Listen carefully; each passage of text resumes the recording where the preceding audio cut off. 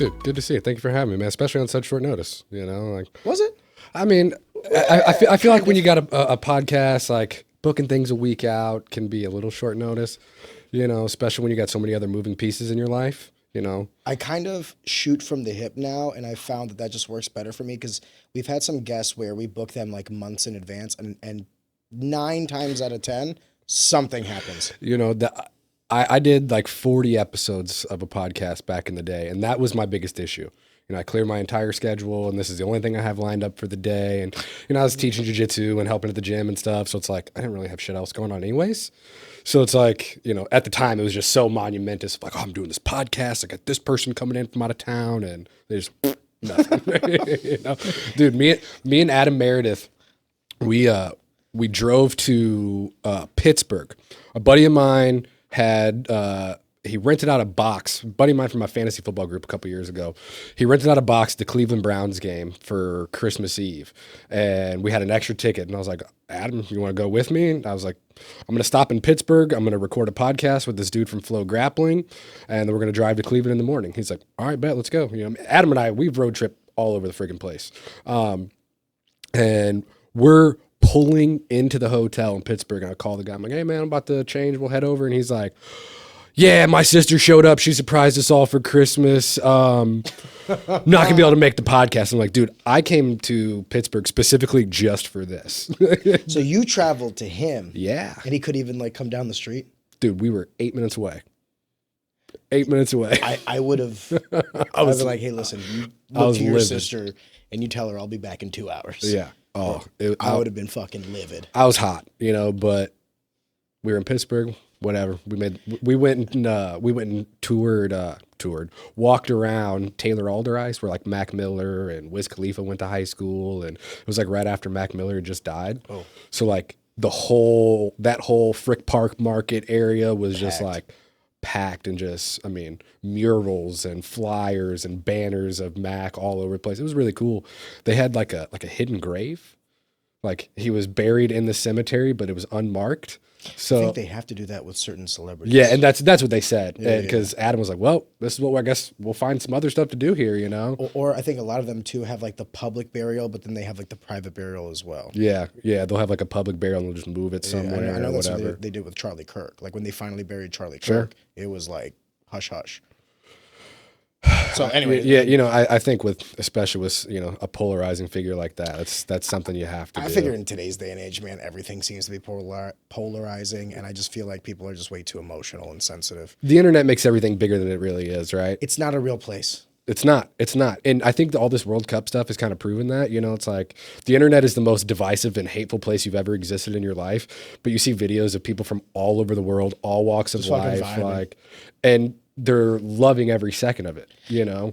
On the internet, America's this giant wasteland that everyone is so desperate and eager to get out of. And it's like, you got guys coming over here like, motherfuckers got ranch? How come we don't got this over here? You see the video of like the Japanese people that went to like I think it was like either a Dick's Sporting Goods or something where they had guns, and the Japanese people were like, you guys can just buy guns. And like the owner, no, what was it? Bass Pro Shop. It was a Bass Pro Shop. The owner of the Bass Pro Shop comes in there, gives them like hats. He's like, welcome to America. And the Japanese people are just like losing their minds. Like, you can buy fish and guns in the same place. You can fish with guns here. No, you know, not to get like too, not even that it's like a political thing, but it's always been this way. The silent majority is just too busy existing and trying to knock shit out and being busy raising kids. They don't have the fucking time. I always say this, like, how many comments do you leave on like Instagram reels or YouTube videos or stuff like that? Like, how many have you left in your day? I'll tell you what. I've been going out of my way lately to do that just to leave more positive comments. Okay, to like for the algorithm and everything. So you're now doing that, but like consciously doing it, but positive. Before that, never. Same here. Like I'm just like, that was a cool video, or that wasn't. I'm like, whatever. You know what I mean? And I would just move on. Yeah. And it was one of the things, because we're doing well on the podcast in terms of like all these metrics, right? Like watched hours, views, and everything are going up. So like we're like, great. And then one of the things that like our SRE was like, you really need to start pushing, like do like a commercial to like push people to comment Sure. on the videos more. And I was Engage just in the like, conversation. yeah, and I was just like, listen, dude, if we can generate 2 or 3 or 400 hours watched on a video, I'm not saying it. I'm shutting the fuck up and I'm just counting my blessings. You know what I mean? Yeah. Because it's like so hard to retain people's attention Sure. for seconds, if not minutes, right? So I'm just Let like, alone hours. yeah, it goes back to my thing of like, if people leave comments and like positive reinforcement and stuff like that, that's great. But at the end of the day, I'm a numbers guy and the numbers are up and to the right. And like, whenever we do get some comments, especially on like our Instagram reels, I'll tell you what, the stuff that we did with Karma, God bless her, like the bullshit she gets every day, dude.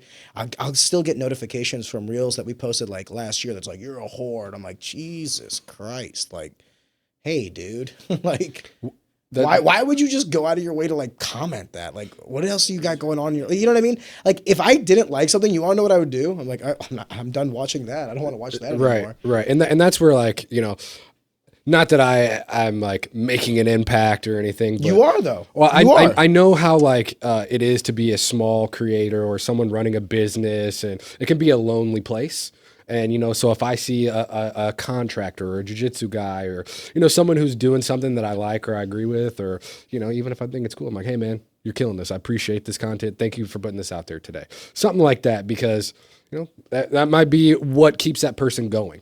But for me to go out of my way to just shit on somebody for an opinion they had on the internet, I don't got enough time in my life for that. Yeah, I guess maybe it's like the algorithm working for me because like I don't have enough shit that I watch or consume that I dislike. Does that make sense? Same.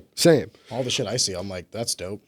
I'll tell you what's really weird. I've been trying to like, not like fix the algorithm or anything, but you can go in and you can reset your algorithm. Yeah, on Instagram and stuff. Kittens, puppies. No, there's like settings. Like you can go into your Instagram settings and just say, hey, I only want to see these things. Oh, really? Yeah. That's kind of dangerous. If you like clear, I only want to see big titted goth girls. Yes, let me see breastfeeding videos, please. No. It got dark quick. Yeah.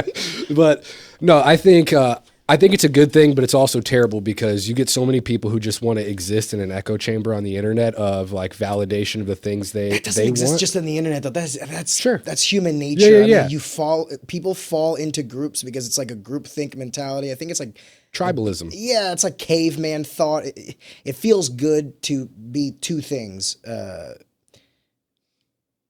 It feels good to be within an echo chamber that amplifies your thought process because that gives you the warm fuzzies. Ooh, I'm smart. Everyone else agrees with me. And it's great to be anonymous. So you can say and do heinous shit. Like we always said as fighters, like, you wouldn't say that to my face. Like if we were up, fighters are kind of notorious for this, like for talking a bunch of shit online, and then you go to like a Synergy or a Shamrock FC and everyone's dabbing everybody up. Yep. Everybody's friends with everybody. You know what I mean? So it's like clearly whatever it is that you feel or how you want to portray yourself, it's not strong enough to do it in person. Right. It is that on steroids when you add the anonymity, because we're talking to people that know us and will see us. But imagine the people that will never be held accountable for the dumb shit they say. I think it is both healthy and unhealthy. Because I think it's good for people to be humbled, right? And no one will humble you like the internet. But I also think it's unhealthy because it allows a prism to navigate the world that is not normal, that has never existed. That when you fucked around, you found out. And now for the first time in human history, you don't have to. Well, remember when crazy people were the guys who just stood on the street corner and started screaming about God and held signs and all these weird shit? Well, now you can just do that from any place in the earth by just picking up your cell phone. You don't even have to have service. You could connect to McDonald's Wi-Fi and tweet the most racist things anyone's ever heard in their life. And if it's polarizing enough, it'll get like interactions, and the more interactions, you could be the next Chud the Builder. You know? Jesus Christ. Yeah, I don't know. I go back and forth. We were talking about this off the record about like good days and bad days, and I was telling you about like how, like it's gonna sound incredibly douchey. I don't have good days or bad days. I have like the days where I've grown or the days where I like was lazy. Sure. So like either I did shit today that progressed me as a man, as a father, as a businessman, whatever, or I didn't. Like these are my days. So you wouldn't consider like one of those lazy days like one of your off days or like bad days? No, I don't have off days. I don't believe in off days too. Like I don't think we have off days. Even when you have like a day where you're less busy, you still have things that you had to do. Even if you mask it with like the word hobby or something like that. Like, this is a hobby of mine, Yeah. but at the end of the day, it's taking 2 hours away from my family, right? Yep. So at the end of the day, it is quote unquote work. So I just, like, when people say like, oh, it was a long day, I'm like, was it a long day because you did a bunch of work? Yeah, well, that sounds kind of good. Yeah, you should be lucky. Like, you got paid. You should feel lucky. You're busy. You were able to work. Yeah, You were able to work today. It's kind of a blessing, but what do I know? Maybe, like I said, it sounds kind of douchey, but like that's kind of how I view it. Like, what is the rate of inflation? I have to grow faster than that. That's my like check mark. Yep. 4% year over year. Okay, we have to at least be at like 6. You said something to me last time, and I've heard you say it on the podcast before. It's like, this is America. You just go make more money. This is America. You can just make more money. You can just make more money. It's, you know. Every problem is a dollar figure away. Yeah, absolutely. And, you know, I've with the exception of health, forgive me. With the exception of health, every problem can be outspent. Hey, in some cases, it can be outspent too in health. You know? Yeah, you got a tumor, you got to get that shit cut out. You know, like if you don't have the insurance, you don't have the whatever. That's it's fair. like It helps with that too as well. It definitely helps. You know, like, man, I've had almost 30 surgeries on this year alone, and you know, thankfully, I was able to pay for those things. You know, especially in my adult life. You know, I had one.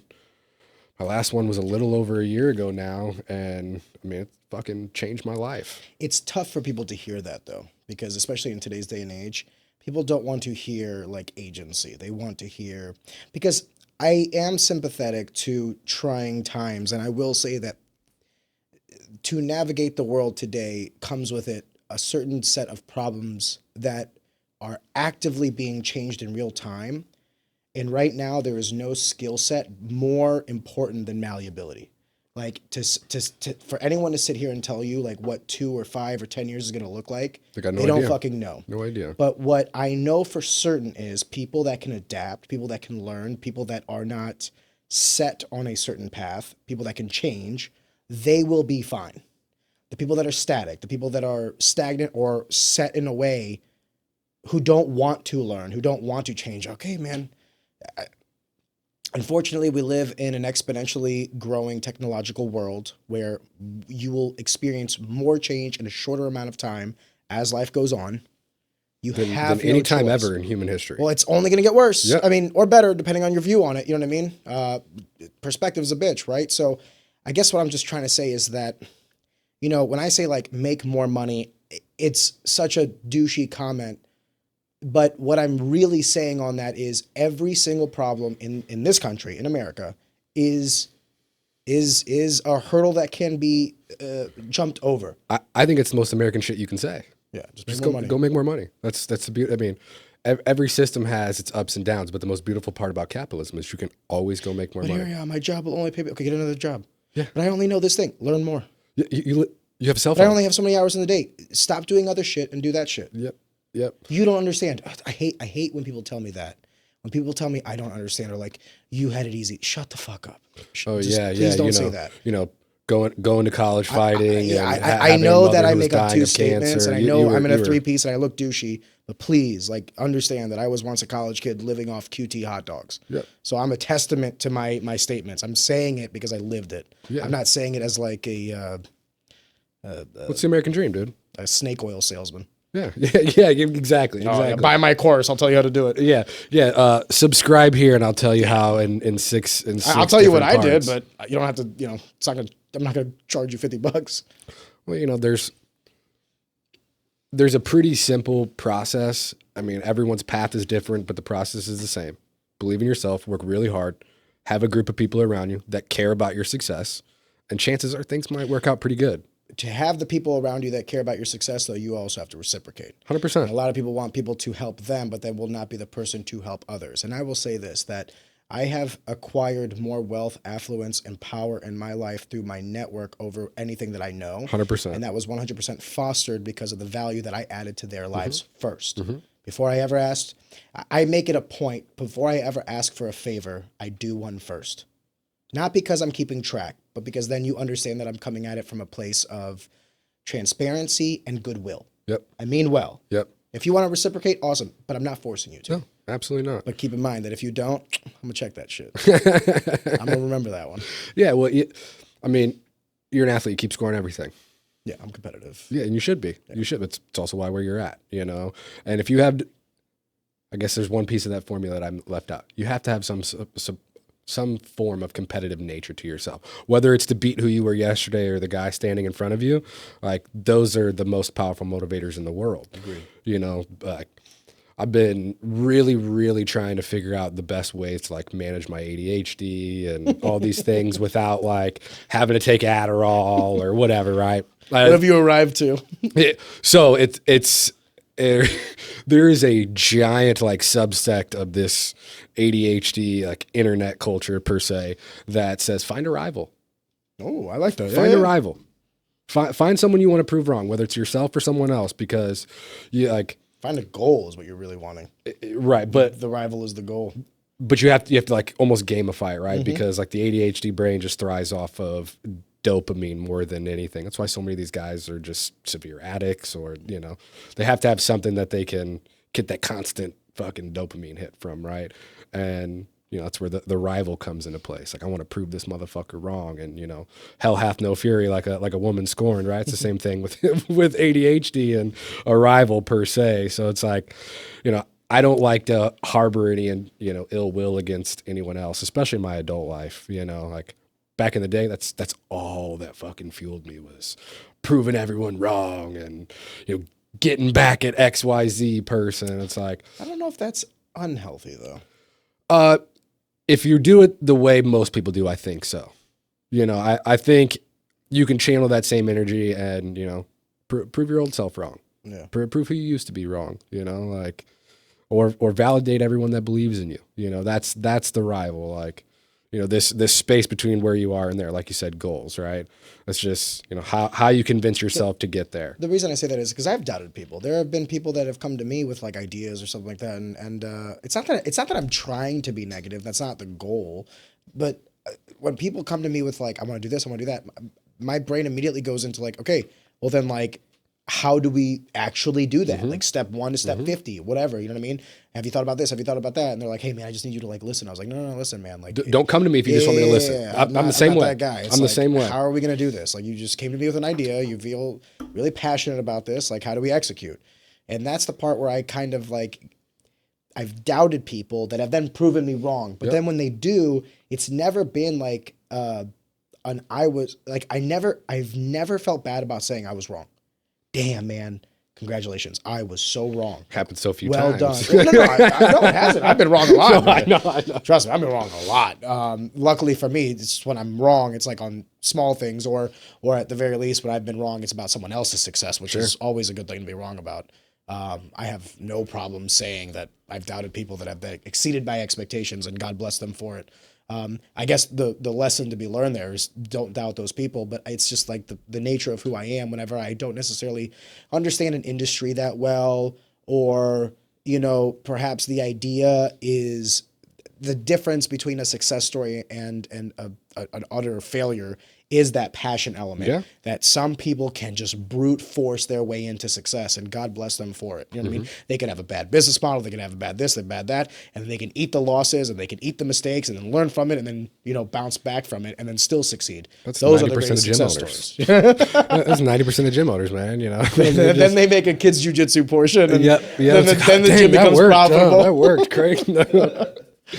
You know, speaking of jiu-jitsu.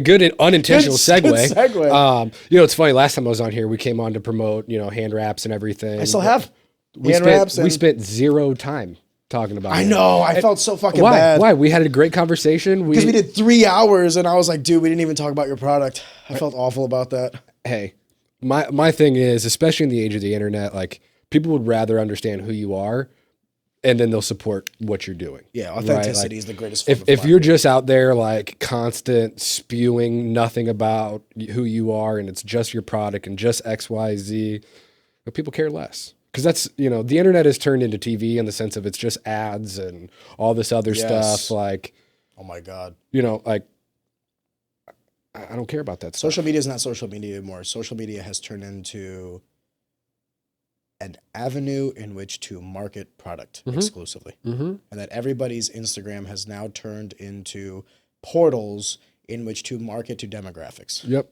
That's it. And when I started Hand Wraps, I didn't want anything to be about me. I wanted it to be about the product. I wanted the product to sell itself. And I tried to tell stories about the product and whatnot. But the more I talked about me and how I got there, that's where I saw things really rise at, And so, like I said, we did almost 4 hours. 'Cause remember, we had to take a break. I was here early, we spent a lot of time. And that was at the time, it was the longest podcast you'd ever did. Yes. Now you've probably eclipsed that, a few times since, but I don't know. We did what, 4 hours? Just about 3 hours and a half, I think, on the record. But Yeah. over 4. Over 4 total. Yeah. And, to me, like, when I believe in a product, it's almost always because I've either used it or I believe in the person behind it, And I think the more and more, social media becomes a factor in everyone's life, it's so easy to pull the wool over somebody's eyes with a product. Like, thankfully, my wife's not one of these people. But I have buddies whose wives get tricked by fake Instagrams and stuff all the time, like buying some product that doesn't exist or whatever, right? Because like, ooh, this looks really cool, and they do no research. And, or what's worse is they'll get kind of scanned by their own friends. I had a buddy of mine send me this link for a cryptocurrency mining company, and what it was here was the product. The product was basically guaranteeing them returns on investment because they would use the money for compute. Like, it wasn't even clear. He sent me the website. He's like, hey, I was at a dinner with some friends and they were all trying to get me to invest in this. And I texted back to him. It was Dan Stolarski. It was Dan. Yeah. He's like, what do you think about this? And like, this company was like, invest $100,000 and you can generate 10% return month over month. And I was like, first of all, that's not how cryptocurrency works, Dan. I was like, no one on this planet can guarantee you 10% returns month over month. And anybody saying that they can, run away from them. That's a Ponzi scheme. That's what I was going to say. Yeah. No one can. I can't. Like, no one can. So like, made off crypto mining. But then it was like a deeper kind of like, and I asked Dan, I was like, do your friends get like a commission or some sort of benefit if you invest? He's like, oh, I didn't ask them. I was like, yeah, you got to ask them. And I was like, and then tomorrow get new friends. Yeah. Because they were willing to sell you out for what, $5,000, like whatever he was going to invest. You know what I mean? I was like, Dan, take that money and like, you're better off putting it under your mattress, literally. Putting it in real crypto at that point. Yeah. Than investing in this. And it wasn't even, that's the thing. You don't even get the tokens. Like, it was such a wild concept. It was like, give us your money and we will pay our electric bill in mining. And then when we sell the tokens, we'll give you a percentage of that. I was like, what? First of all, that's not how that works. Like, compute and like energy, it's like synonymous with like how many GPUs you have running, mining. So it's like, first of all, you have to have the inventory and you have to be already mining for it. So you've already incurred the cost. So either you guys have already bought all this and you're over your ass in terms of like, you have spent, $1 million in terms of GPU, in terms of compute, in terms of electricity, and now you're mining less than the value of all those products, or you're just bullshitting, you're not mining at all, and you're just going to take the fucking money. Like, one of the two. Yep. Either you're bad at this business or you're liars. Yep. Either way. Anyway. Either way, I don't want anything to do with you. Yeah, and the fact that like his close friends were trying to do it was the part that like I could not overcome. I was like, how long have you known these people? Like, oh, a couple years, like 5-10 years. I go, fuck them. Get away from them. Don't talk to them. Don't invite them over anymore. They're not your boys. They're not your friends. I had... Dan, I've known you for 2 years. I wouldn't send you this shit. You know what I mean? I had a similar incident when I was maybe 19 or 20 years old. There was a buddy of mine. We'd been friends from middle school, and we worked together at the time. And he calls me. He's like, hey, man, I need you to come over.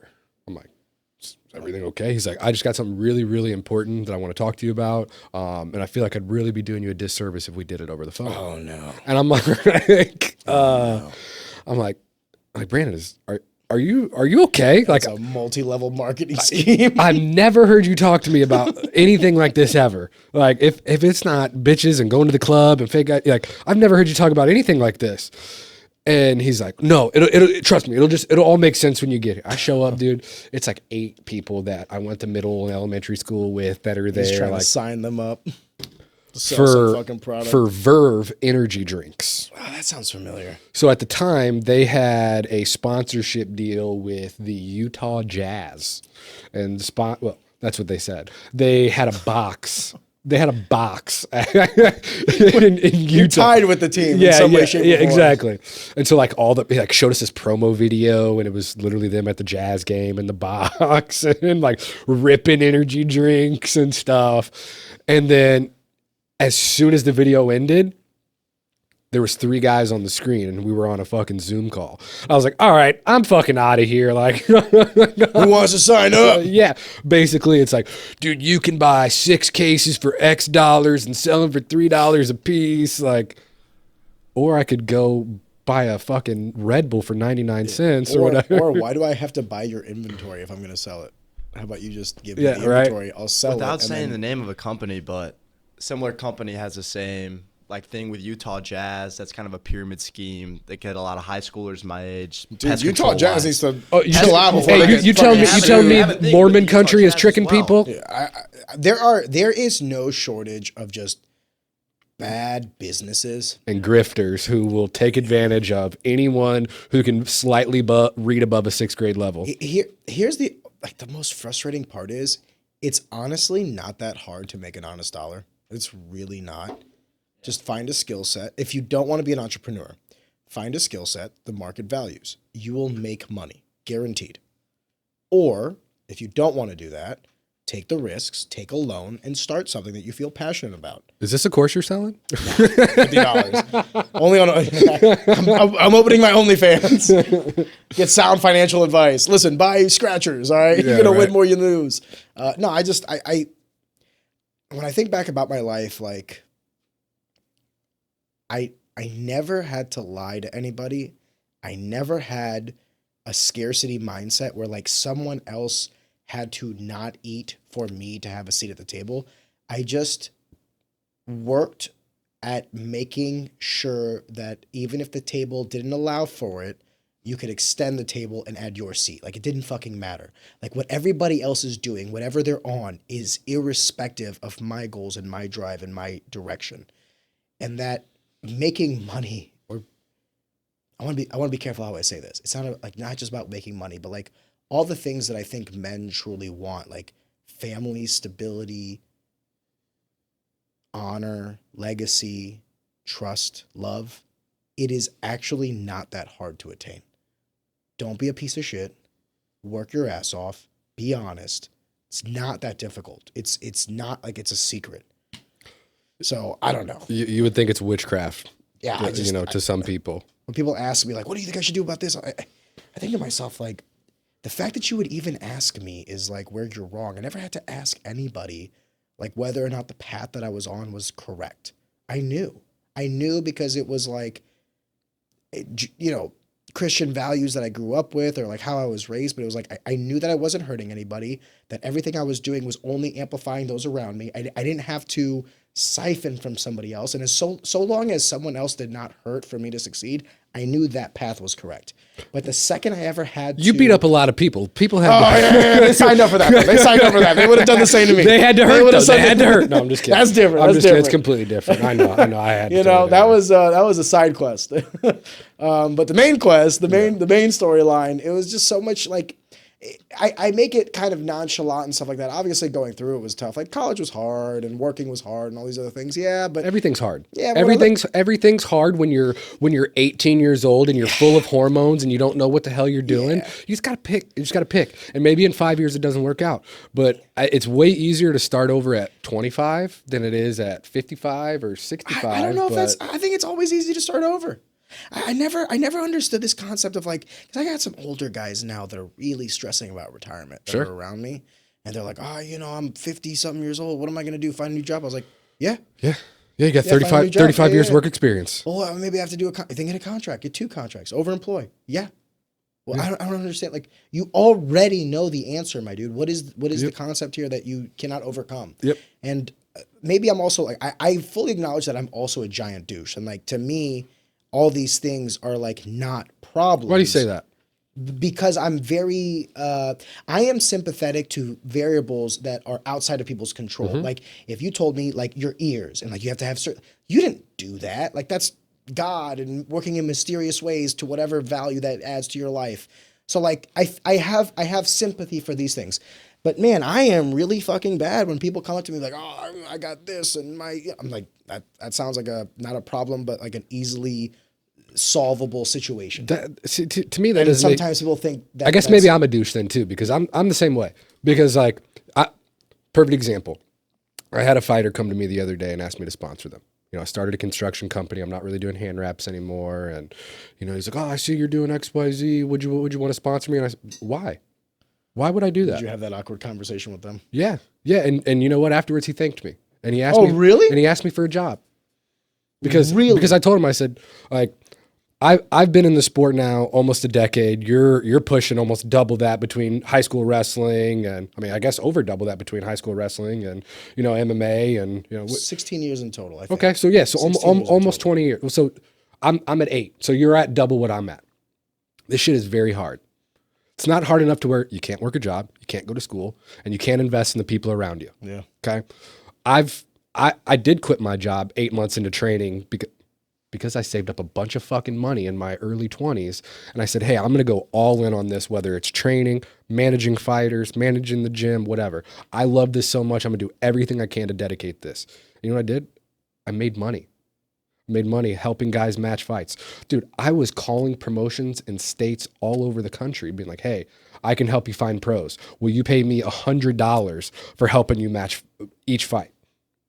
Shit like that. Like, it's very easy to make value for yourself if you're really trying to work. You say very easy, but it's not, because most people, what they want is, so you're going out there and you're finding this work, you're finding this value. You're adding this value. I'm doing everything I can. Most people on this planet do not do that. What they want is they want to find a job on Indeed that has the roles and responsibilities all laid out, the salary, the benefits, the stipulations of their employment, and then they want to like clock in and clock out. And there's nothing wrong with that. There's nothing wrong with that. But that is the vast majority of people. So when you say that like, I would do this and I would kind of, go out for myself and I would kind of find the value here and there, that's not average. No. It's not average. And well, if you want to make it in fighting, you can't be average. That's fair. If you want to make it to even a slightly above regional level, you want to go to PFL, you want to go fight in Titan down in Florida. Yeah, you can be an average B-side guy, but if you want to be someone who wins and does well, you can't be average, especially now, because now it takes the internet and it takes social media, and winning's not enough. It's a different game. Winning's not enough, and even winning in exciting fashion doesn't nowadays is not enough. Doesn't matter, dude. Sam Alvey lost 8 fights in a row in the UFC, and they didn't cut him. Yeah, it's just like some things are just not enough. So the guy asked me if I would sponsor him. I said, why? Why would I sponsor you? Like, I like you. You're a good kid. You're doing everything right in the gym. What are you doing right outside of the gym? And he couldn't give me an answer. I said, so you're expecting me to subsidize your lifestyle, but you can't even tell me what you're doing to get to the next level other than training really hard. Well, plenty of people train really hard, but what are you doing? Because this might not work out. You could be the best fighter in the world and you have one injury and it doesn't work. Or you can be the best fighter in the world and nobody gives a shit. There's guys in Tajikistan who will kill guys in the UFC and they're not going to get signed ever. Just won't happen. So what are you doing to better yourself outside of the cage? And what are you doing to make sure your teammates are doing better? Then I can maybe think about sponsoring you. And I said, so how many hours a week are you in the gym? And he's like, oh, I'm here from the time it opens to the time it closes. I don't like that. Yeah, you're wasting your time then. Because, I've dude. There's laws of diminishing returns. Right. And, one of the hardest conversations Kirk Hupp ever had with me was like telling me I wasn't doing enough. And I was so upset. Because I'm at the gym every effing day. And he's like, yeah, how many hard rounds are you getting in? Right? What are you doing outside of the gym? What are you doing to get better outside of the gym? It's not just about being in here. And I took that to heart, you know, and I've really tried to instill that in anyone who, you know, comes after me, because you have to be honest with yourself about your goals and really what you're doing. And it doesn't just contain to the gym itself. And this kid's working for me now. You know, he asked me, hey, teach me a skill. Like, teach me a skill so I can get better, not just for myself, but for my family, because, you know, he realized, like, you have to be all in on this. I'm glad he took that conversation like that. Hey, I'm at the point now, if you don't have a job, I won't sponsor you as a fighter. I've had some guys ask me and some girls ask me, and I've had to politely First of all, I want to be careful how I say this.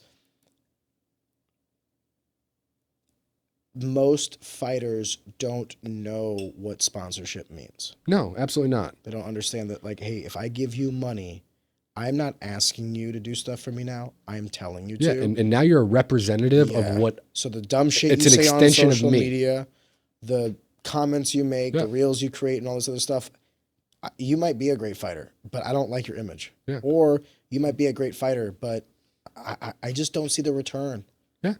Sorry, Yeah. I've sponsored some fighters, and the fighters that I've sponsored up until now have exclusively been guys that I knew the second I gave them that money, I would get no money, like I would get no value in return. But I didn't care because it was more about helping them on their journey. One guy is in the UFC now, thank God, and one guy is, I think, figuring out that maybe fighting is no longer like what he thinks it's gonna be. Sure. Which, listen, man, it's a cold world out there. You know what I mean? Yeah, and nobody cares about you. Yeah. And Nobody then, cares about you. if you fail, you'll fall off. And kind of off tangent, but can I tell you something anecdotally that I've noticed that has been kind of harrowing to me? Sure. I spent 10 years in fighting, and I can count on one hand how many times I was noticed out in public for fighting.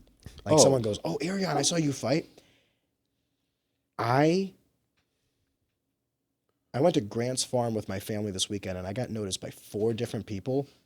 Not even for the podcast, just for coaching wrestling. Mm-hmm. Like, just from other kids from other schools or from Afton, you know, hey, Coach Z. I go, who the fuck is calling Coach Z? I turn around, it's like one of the kids from like 3 or 4 years ago. Or there's roofers working on a 4-family by my house, and one guy goes, easy talk. I shit you not. It is kind of mind-blowing. Because I put 2 years into this podcast, and I put 4 years into coaching. I put 10 years into fighting. And it just goes to show you that it's like what speaks to people, what truly gets that passion out of them is not necessarily correlated to what gets that passion out of you. Yeah, 100%. And it's been wild for me to watch. It makes me feel kind of like, first of all, it makes you feel amazing. Like, I love whenever anybody comes up to me. One guy actually came up to me, forgive me because I forgot your name, sir, but he came up to me because he watched the Kirk Huff episode, and he trains at Kirk Huff's gym, and we were out someplace, and he came up to me, and I was with my family, and he's like, I just want you to know, love the episode with Kirk Huff. It's the only one I've watched. I go, cool. Hey, appreciate it. That's one Thank more you review for than I watching. had. Yeah. I was like, thank you for watching that one, man. You gave me 2.5 hours of your day. I appreciate that. Yeah. But like, even that is like, it's just so wild to think like how much effort I put into fighting. And I'm glad I did it. It taught me a lot about myself. I got a lot of residuals out of it, but truly the impact that I had was minuscule, if nothing. Dude, you haven't even been retired that long. 3 years, yeah. It's not that long. Yeah. But in fighting, that's a lifetime. Literally. You know, Conor McGregor is going to make his return on Saturday. Yeah. There's people who have started watching fighting in the last half a decade who have never seen Conor win. Well, how about this stat?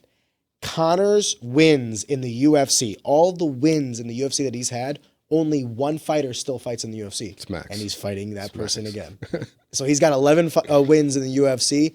The other 10 fighters no longer fight in the UFC.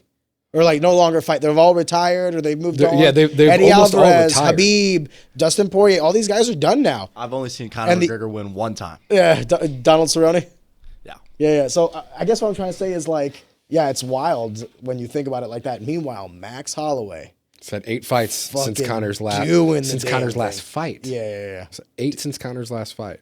You know, so resegue. Against, hold up though, not just 8 fights, but against world champions for BMF belts, against the current lightweight champion, against the current featherweight champion, against the current like BMF champion. Yeah, I mean, like, he's, dude, he's been in I think 6 title fights. Max is the fucking man. It's been 6 That being title said, fights. I think Conor takes it.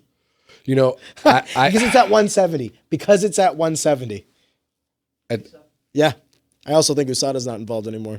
yeah, it's.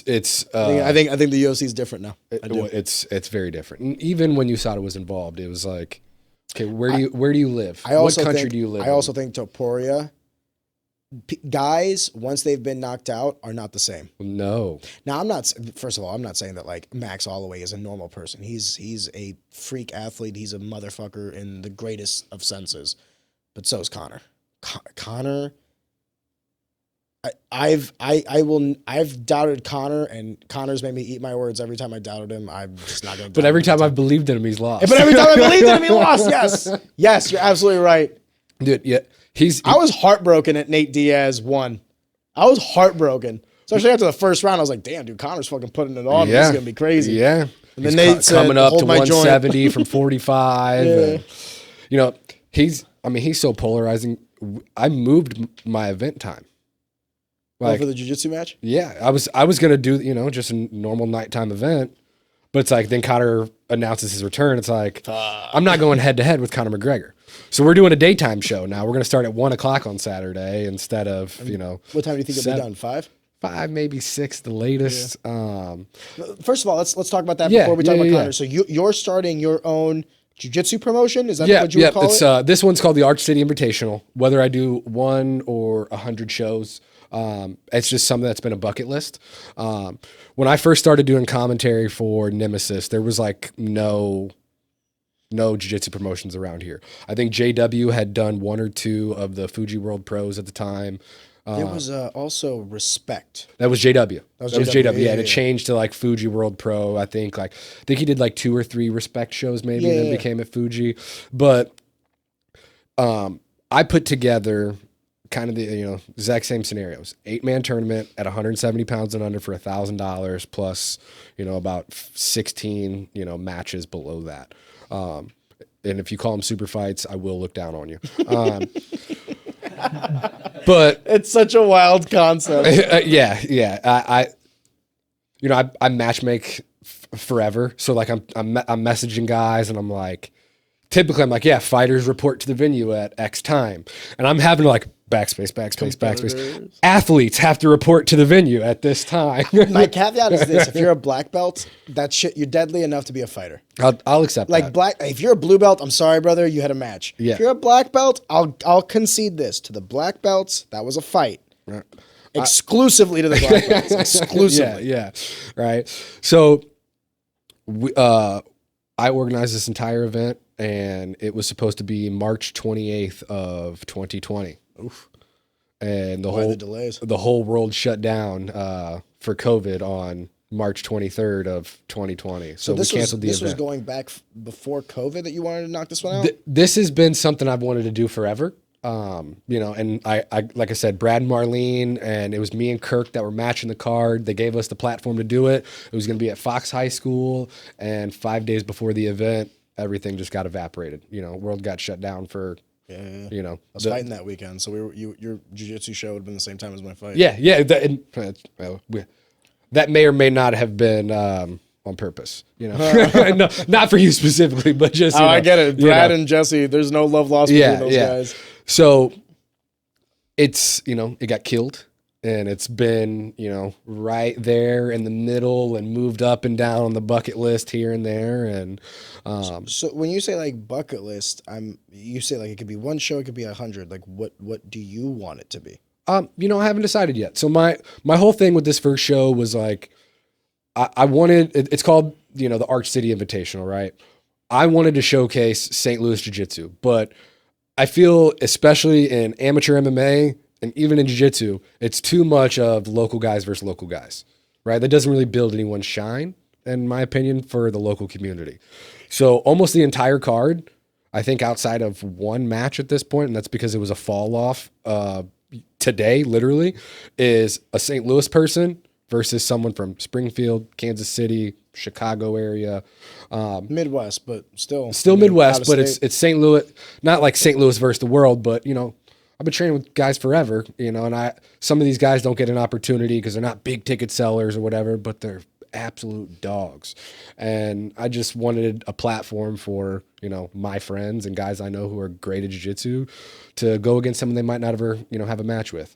You can go to a Fuji next week and compete against the same guys for the next 3 years. And I just didn't want that to be the case. I've seen CJ Hunter versus Joel Geeters 700 times. Hey, and shout out to CJ. He's undefeated. What's the record? I was going to say. CJ's undefeated. But I'll get him next time. Right. So now we do have the $1,000 bracket. It's 170 and under. Yeah. That's a good mix. Why 170 and under? Out of curiosity. I feel like that's pretty it's a pretty average, walking around weight for most jiu-jitsu guys. I also don't really believe in cutting weight for jiu-jitsu. I think it's kind of lame. I think cutting weight's lame. I don't even believe in training for jiu-jitsu. As you should. I'm just joking. But no, that's what it was last time. I was just kind of an arbitrary number I threw out there because, you get a little bit heavier than that. You have a guy who's 155 going to get someone who's, 190, 205. You're at this weird place, but I think 10, 15 pounds either way. Even if you get a 140 guy against a 160 guy, it's not too crazy. Right. And I think the lightest guy in the bracket is 162 pounds. Oh, so basically all right there at the same time. They're all right about there. Okay. So we got 8 guys. We've had a few dropouts, so I had to, have a few replacements. But we got 4 guys coming from all over. We got 3 guys from St. Louis. Austin Smith from Wolvesden. I don't know if you've ever trained with him before. Yeah, he just got his black belt. I remember when he was a white belt. Bro. Yeah. I remember when Mop opened that gym and Austin walked in for the first day with his dad. Was he training with his dad, or did his dad start training afterwards? I think his dad's no. When Austin came in, he was by himself. Yeah. So I think it's really cool. I think they got their black belts together. Wow. I didn't know that. Yeah, I think it's pretty cool. Austin's, I don't know when the last time you trained with Austin is. He was a blue belt. For literally, I want to say almost 8 or 9 years ago. Yeah, he's one of the best guys I've ever trained with in my life. Yeah. Yeah. So he's shout out Austin. Good job. Austin's the man. Undefeated in MMA. Just decided he wanted to do jiu-jitsu and is rolling fools up. We got Nick Arnell from Gracie Omaida in Columbia. Trains under Sean Woods. He's from New York, but I think, if I'm not mistaken, he's getting his doctorate at Mizzou, and it's just like back and forth. And there's one of the instructors there. He wins everything I've ever seen him compete in. I have Alonzo Fears coming out of Pure Response Tactical in Potosi. He's been a black belt for 16 years. So this is a guy. He fought in Strike Force. He's the oldest person in the division, but he's also only like 34 years old. That's wild. Yeah, I know. To think about, him, wild. Being that young and, fighting in the Strike Force days, and CJ Hunter. He's also been a black belt for as long as I've competed in athletics. Yeah. I said 16 years in all of combat sports, and he's hold my black belt. So we got Nick Arnell at Gracie Omaida, Columbia. CJ Hunter, representing St. Charles MMA and modern combat. CJ a black belt now? Dude, that is one of the most criminal things I've ever seen in jiu-jitsu. CJ's not a black belt. But I don't think he trains. Does he train in the gi? Does it matter? Yes. Does it matter? Yeah. You think it matters? Well, I think to be a black, if you said that you are a black belt level in no gi. By the way, I also think that the belt system should extend to no gi. I get the whole thing, but if you told me I am a no gi black belt, that makes sense to me. And if you told me you're a gi black belt, I just competed it in a CXBJJ show, and I'll tell you this right now: the gi is annoying. Yeah. For a guy that comes exclusively from no gi for MMA, the gi was very annoying from the perspective of just being able to pause, hold. It's a different game. So I would say that it depends on, if you're a black belt in the gi and this is no gi, it matters less. But if you're a black belt level no gi and it's in the gi, it does matter. It does matter. It's a variable. It's definitely a variable. I go back and forth on that. Because you're absolutely right. It's not like an insurmountable hurdle. It's not as if he cannot win. Sure. That is not what I'm saying. But what I am saying is there are additional variables that adjust that calculation now. Because there's guys who are D1 level wrestlers who you put them in a gi and they're going to get folded. Yeah. Well, but and rightfully so, because they are not aware of the dangers presented to them because they've never had to be in those positions. CJ does train in the gi. When we started we started St. Charles MMA right about the same time. Jared had closed down his place. CJ came over. All the MCS guys were there when I first started training. CJ was a blue belt. They gave him a blue belt in the gi. But which is actually big for St. Charles MMA. Truly. And he put on the white belt. CJ started from the beginning, and he doesn't shy away from the gi. He would rather compete no gi. I mean, that's where he started. He's an MMA guy. He wrestled, and that's why I asked, because I know that he's predominantly a no gi guy. Yeah, but is this? Forgive me for asking, because I didn't even ask this. Is this tournament exclusively in the gi? For the 8-man bracket is no gi. For the okay. Yeah. So then that makes a little more sense. I gave guys the option because for the first half of the time I did jiu-jitsu, I was like, oh, the gi's stupid. I do it because I have to, XYZ. Because at St. Charles, you will not get promoted if you're not wearing the gi. Well, I don't think in jiu-jitsu you can. You totally can. There's 10 Planet system. 10 Planet promotes. Forgive me. There's PSF gyms that are strictly no gi now. Or I didn't know that. Yeah. I like that. I like that concept. And so do I. Because jiu-jitsu is jiu-jitsu. There's things that translate. There's some that don't. Obviously, you can't spider guard in no gi. Like you're not doing worm guard in no gi. But there's plenty of gi guys who will do great no gi, and there's plenty of no gi guys who they're just not going to let you get those grips. It just astounds me that like someone could train like no gi for 10 years and still be a white belt. That's where the system starts falling. And that's my perspective. The logic as well. the math doesn't math anymore. Because is CJ going to beat Adam Wardzinski in the gi? Absolutely not. But in no gi? Right. Let's find out. And my thought process for the longest time was there are more techniques in the gi, but I think you have to be more technical in no gi to control somebody. Because you have less handles, you have less grips. There's the slippage factor. So control is harder to acquire. Yeah, gi was just frustrating for me. Yeah. And that's where I'm at, and especially when I first started training, I was 130 pounds, and it was all big dogs at St. Charles MMA. Different fucking animal. I will say this: I find that the gi is probably more conducive to older athletes. 100%.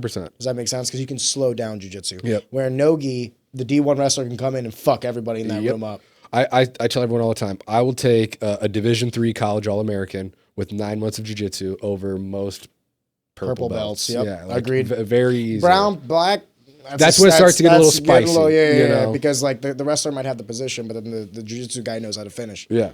But so I got Dylan Raichman in the bracket. He's a professional MMA fighter, but his background is pure gi jiu-jitsu. He was a 3-time PANS champion at the juvenile level, and when he turned 18, that's when he fully transitioned to MMA. So like as far as like his losses at the the juvenile level, it's the guys who are winning ADCC now. Like Baby Shark and Hokage, like these. The jiu-jitsu nicknames crack me up. Yeah, right, bro. If Baby Shark chokes me out, Tubarino, don't let me wake up. You want to get choked out by Tubarino? Out. But see, the bracket stack from top to finish, as far as like what I feel. By the way, for the record, I'm coming out this weekend. I'd love to have him, man. We're going to be at the O'Fallon Elks Lodge. Doors open at noon. We start at 1 p.m.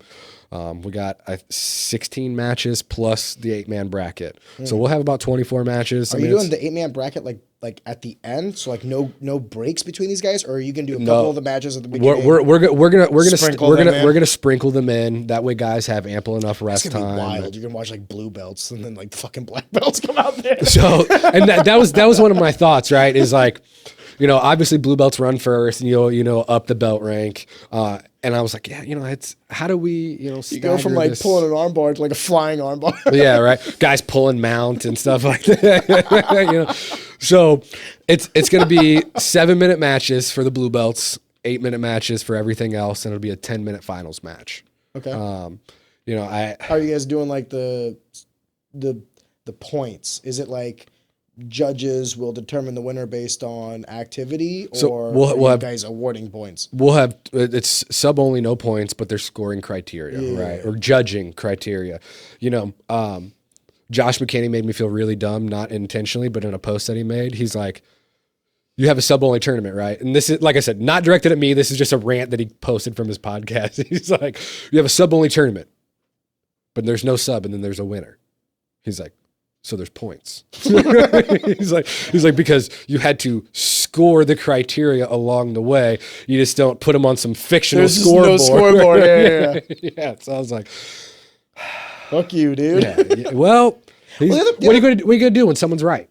What are you going to do when someone's right? The other problem too is like, dude, you can have matches where the guys are even, or like, you know, I want to be careful how I say this. They are strategic in their defense, and they know that it could be 7 minutes or 8 minutes or 9 minutes or 10 minutes. If you got a guy who is, you know, round enough and has a great enough turtle guard, very few people can sub certain people. Right? Shout out to Neil Lewis. Yeah, that was exactly who I was thinking of. So at the end of the day, it's like, I do subscribe to the sub-only method. I don't necessarily like this, like, you know, passing guard is 2 points bullshit, but I do subscribe to aggression. Yes. We always said this, like, you know, in the playground, you didn't have rounds, you Pride didn't have rules. anything. But when the fight was over, you knew who won. That's how it is in every fight. Yep. Like, truly. Yep. Like, every fight I've ever watched, I knew who won that fight. Now, whether or not the points would give it to him, that's a different story, but I knew who walked away the winner. Yeah, Same thing in jiu-jitsu. I'm a firm believer that, you know, and this is like comes from the pride system. Like, the later half of the match matters the most, right? Like, well, go back to the schoolyard. Okay, you get in a fight and you're tussling it out, but the kid reverses you, hits you once, and the teacher pulls him off. Everyone's gonna be like, "Oh, Arian got beat up. He was on the bottom at the end." You know. Yeah, but this is where I then come in and say that the judge for a fight should be the educated people. Does that make sense? Sure, 100%. So like if you're taking like the guy off the street and telling them to like judge a jiu-jitsu match for black belts, probably not can't do that. Probably not the consensus you want. Right. So then I guess what I'm trying to say is like, I don't know if that's accurate, because what if in the first, let's say it's an 8-minute match, what if in the first 4 minutes, you know, I'm sitting there surviving attack after attack. Sure. And then, yeah, maybe in the last minute, I get off a good attempt too. But maybe like you had 2 or 3. I do believe that, like, you have to take it. But first of all, I don't believe in rounds. Like, I think rounds are fucking stupid. I would love if MMA fights were one 15-minute round or one 25-minute round. I get why we don't. I do. But the whole round system doesn't make... If we don't have rounds, Ilia Topuria is the lightweight champion. You know what I mean? Well, if he also doesn't go for two stupid submissions. Fair. And then he just spams, you know, TKO punches from the top. Yeah. No, the IQ was not strong that day. I guess what I'm trying to say is like the way you handle competition can change the competition. Sure. Choosing 8 minutes instead of 10. Choosing, you know, a point system versus a consensus of judges based on whatever criteria. Yeah, I don't think 5 minutes is enough. No, it's definitely not. For good guys. But I want to give you my thought on MMA, and then we'll get back to jiu-jitsu. I also think if we're not going to do one big continuous round, it should be 5 threes instead of 3 5s. You know, 5 minutes is a long time for the judges to forget things, and it's just about the same amount of time. And you know, we had like boxing, right? You know, there's an argument boxing is too many rounds and it's too long, but it's also each round is supposed to be scored individually. So But boxing is different too because of the fact that you have limited skills. Like you can limit the skill sets of combat, and I actually think that boxing does have like a good format because you can see like the difference between like your. I hate using him as an example, but he is a prime example for this. Like a Floyd Mayweather, who will give a couple rounds to download what you're doing, find your cadence, find your rhythm, find your range, and then put it on you in the last 8 rounds and take the fucking fight. You know what I mean? There's a science to it, but that's also like built on the rule system in place. I could not disagree more on the 5 threes instead of 3 5s. see, but that's my same reasoning for 3 5s. But if you do 5 threes or 5 threes, yeah. If you do 5 threes instead of 3, so 5 3-minute rounds instead of 3 5-minute rounds, then all those like you will get more exciting fights doing 5 threes first and foremost, because what you're going to have is guys with more opportunities for pauses in the action. You'll get 5 minutes. at the very least 4 minutes off from the fight Yep. versus only 3, right? And then you'll still be fighting for the same amount of time, but those pauses really help. But then you will not have the ability. Have you ever seen like one of those like kickboxing matches with like 1.5 minute rounds or 2 minute rounds? It's not enough. Yeah, it's not enough time to work. I hate commentating those. Yeah, because it's like, okay, one person's going to hit one person 100 times, the other person's going to hit 99. Whoever hits more wins. Or catches somebody with a knockout. MMA is like the only sport where you just like double the round time once you go pro. Because we're more deadly now. And because of the nature of MMA. How much more deadly were you from your last amateur fight to your first pro fight? Extremely. Between that 2 times? Yes, extremely. Because I changed the way I trained. From now, I can add knees to the head and elbows to my game. Okay. I can do the straight. You can do that after 5 fights in amateur. Not when I did it. You asked me. No, I'm just saying, like, but if I'm also, I have a very hard time changing the rule set based off like the league that we're in, right? Like college to pro, like shit changes, and now we're playing a completely different game. We have to kind of learn, new things and change it, right? But if we go to 5 threes versus 3 5s, you kill jiu-jitsu and MMA overnight. People say that. Yeah. Or you take a guy like Khabib, who's still going to be the most dominant guy, and he's just got to win a few more rounds. Why does it kill it? Because you have less time to work. You're using arguably like one of the most dominant guys as your example. But you used Floyd for downloading, right? No, I used Floyd as an example of like a way that the rule system can be used to like the way boxing has multiple rounds, so you can be afforded the luxury of giving up some of those rounds in a way that you can't do it in MMA. That's the connotation I was trying to make. You can't now because it's 3 5s. You can't give away any rounds. Agreed. You can't even commit a foul. Agreed. Right? So it's like, unless you're going to win 3 rounds and then you can commit 1. Yeah. Well, then you might fuck around and get a draw. Yeah. Well, maybe. Yeah. Because like I think you'll see less draws. I think you'll see you will see less grappling. Or you'll see more efficient grappling. You'll see less stalling. You'll see less tactical. Yeah, because you don't have fucking time to like. The reason why I like the 5 minutes, or the reason why I would like more time, is because then the difference between an amateur fighter and a professional fighter, in my opinion, isn't like a skill set variance. Okay. It's a mindset difference. You asked me if I was a different fighter from my last amateur fight to my first pro. Yeah, because once I decided to go pro, I started taking it like to the next level, my training, my mental, everything. When I fought Trevor Ward, I was a completely different fighter than when I fought Cortavius Romeus as an amateur. You don't think that shift would have taken place if you went from 3 3s to 3 5s? I did have 3 5s as an amateur. I mean, 5 3s. I had 5 3s as an amateur for title fights. For title fights, right? So I had those, and I'll tell you right now, it did not change anything that I did because the time frame was still the same. We just fought for longer. But you couldn't do more. I couldn't do more. Right. But you can now once you have 5 fights. When I got to the pros, the reason I had more finishes as a pro than I had as an amateur is because I was given more time to work. My style was not this explosive haymaker knock you out style. My style was, I'm going to take you into deep waters, I'll drown you, and then if you don't die, then you'll go to a decision and you're going to lose. That was my mentality. You know what I mean? I was afforded that luxury because of the 5 minute rounds. I would have been an even better professional fighter if I would have had 1 15-minute round. I didn't need those breaks. Let me fight. Sure. Let me keep going. Give me the time to do the leg kicks. Give me the time to feint and get your rhythm. Give me the time to work my jiu-jitsu. Don't rush me when I'm having to take on an individual who's trained for the last 3 months, specifically for my skill set, and now I have to learn this prism before I execute it. I think you would have just had better finishing skills. You would have forced you to, right? You would have forced me to be less technical and more explosive. You're correct. Oh, no, you don't have to be explosive. You could be more efficient. Gordon Ryan's not explosive. I mean, granted, he does take these no time limit matches and whatnot, whatever, right? If we're talking jiu-jitsu, okay?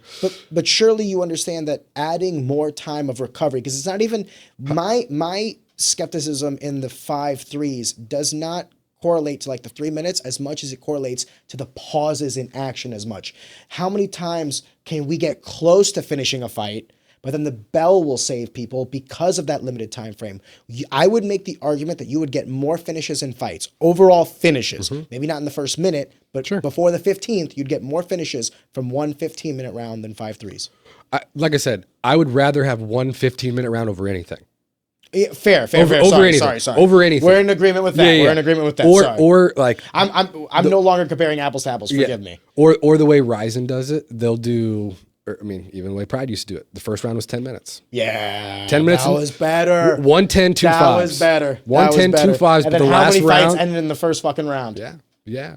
I mean, and then but the last 5 meant the most. Yeah. You know, because like, we're later in the fight. It was a 20-minute fight. What happened in the first round? Yeah, exactly.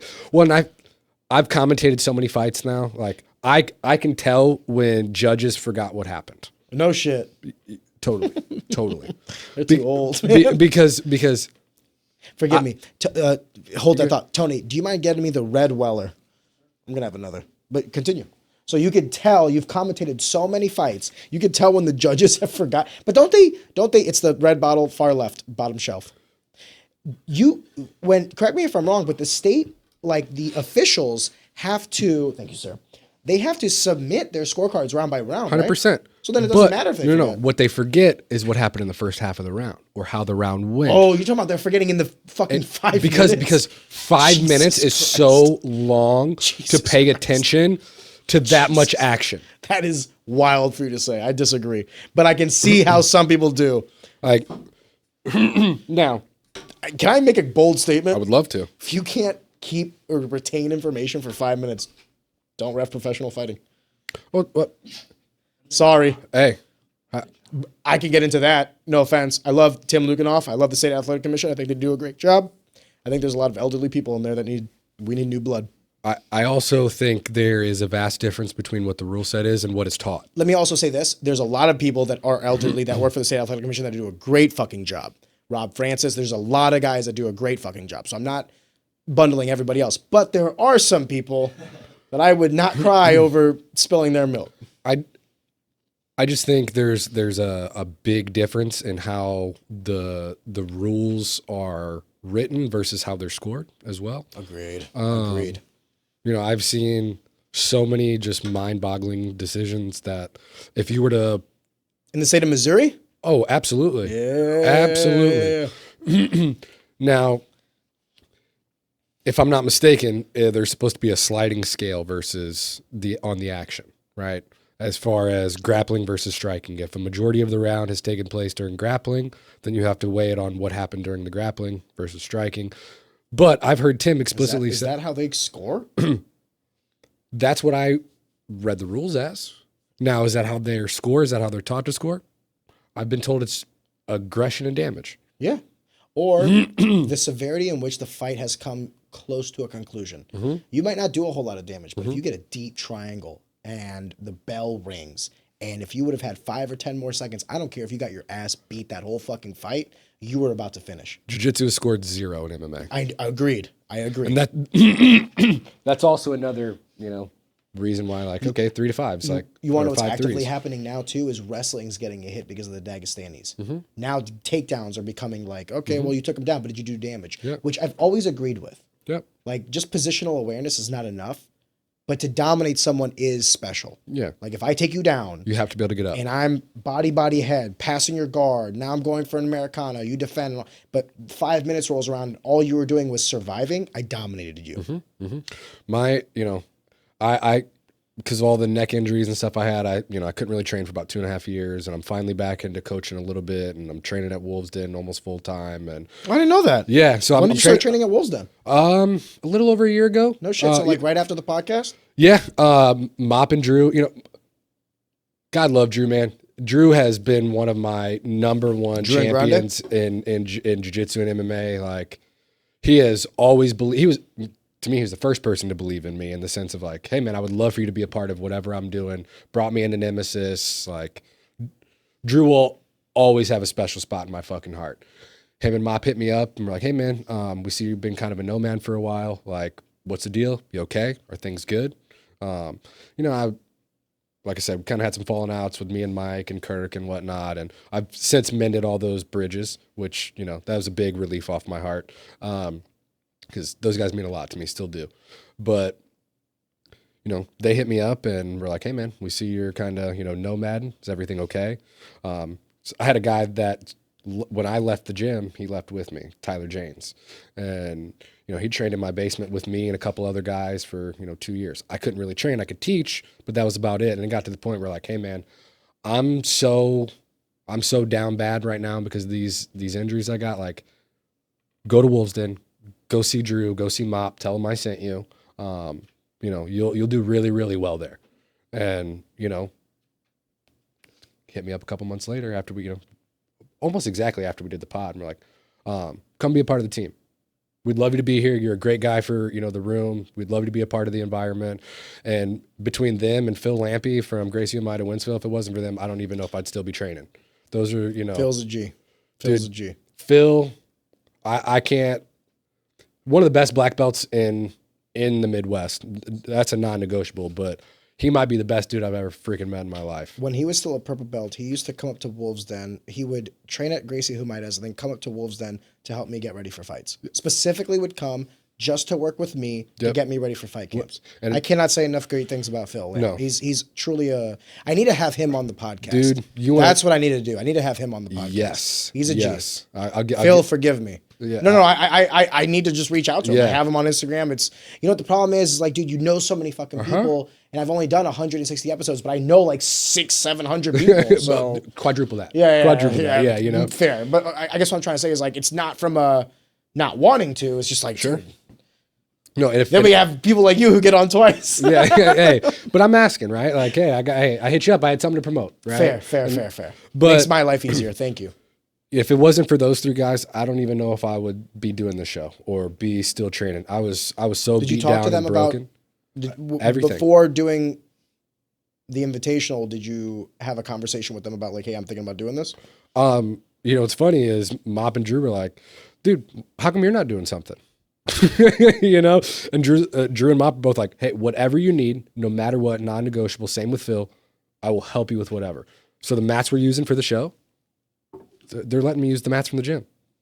Like, God bless.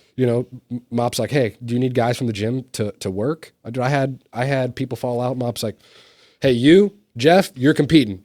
Jeff's like, what? He's like, I told you you're competing. You show up. Like, so what? Like, I couldn't have been welcomed with more open arms, and you spend so much time dedicating your life to so many different parts of this sport, and you forget that there's there's people who will pour back into you. I think we have no shortage of exceptional people here as well. I don't mean to sound like a brown noser, but I am truly impressed with people like Mop. I am truly impressed with people like Mike Rogers, not just for Mike has been able to touch countless lives and change the trajectories of people's lives. Truly, I've seen it. Yeah, absolutely. And hey, Mop, I'm a product of it. And then Mop as well. But I add this layer to Mop as well. What he's been able to do, he took that JW Gracie Humaida model in jiu-jitsu and expanded upon it in MMA. And I don't think it's a stretch to say that he is probably the most financially successful MMA gym St. Louis or the surrounding area has ever seen. It's not close. Yeah. It's not close. Yeah. Dude, the other night we had 68 people in on a Tuesday. God bless. For what, an MMA class, a jiu-jitsu class? For striking? For jiu-jitsu and a kids kickboxing class. Like bunch of adults beating up on all these kids. I can just see Tavon be like, "What's up? What's up, fool? Foot sweep." No, man. I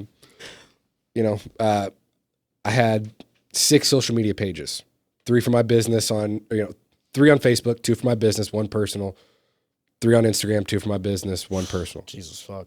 All of them got zapped in the last 2 weeks, except for my personal Instagram. They're gone. You deleted them? No. I got wiped. I don't have any access to any of them. I got completely banned, all except for my personal Instagram.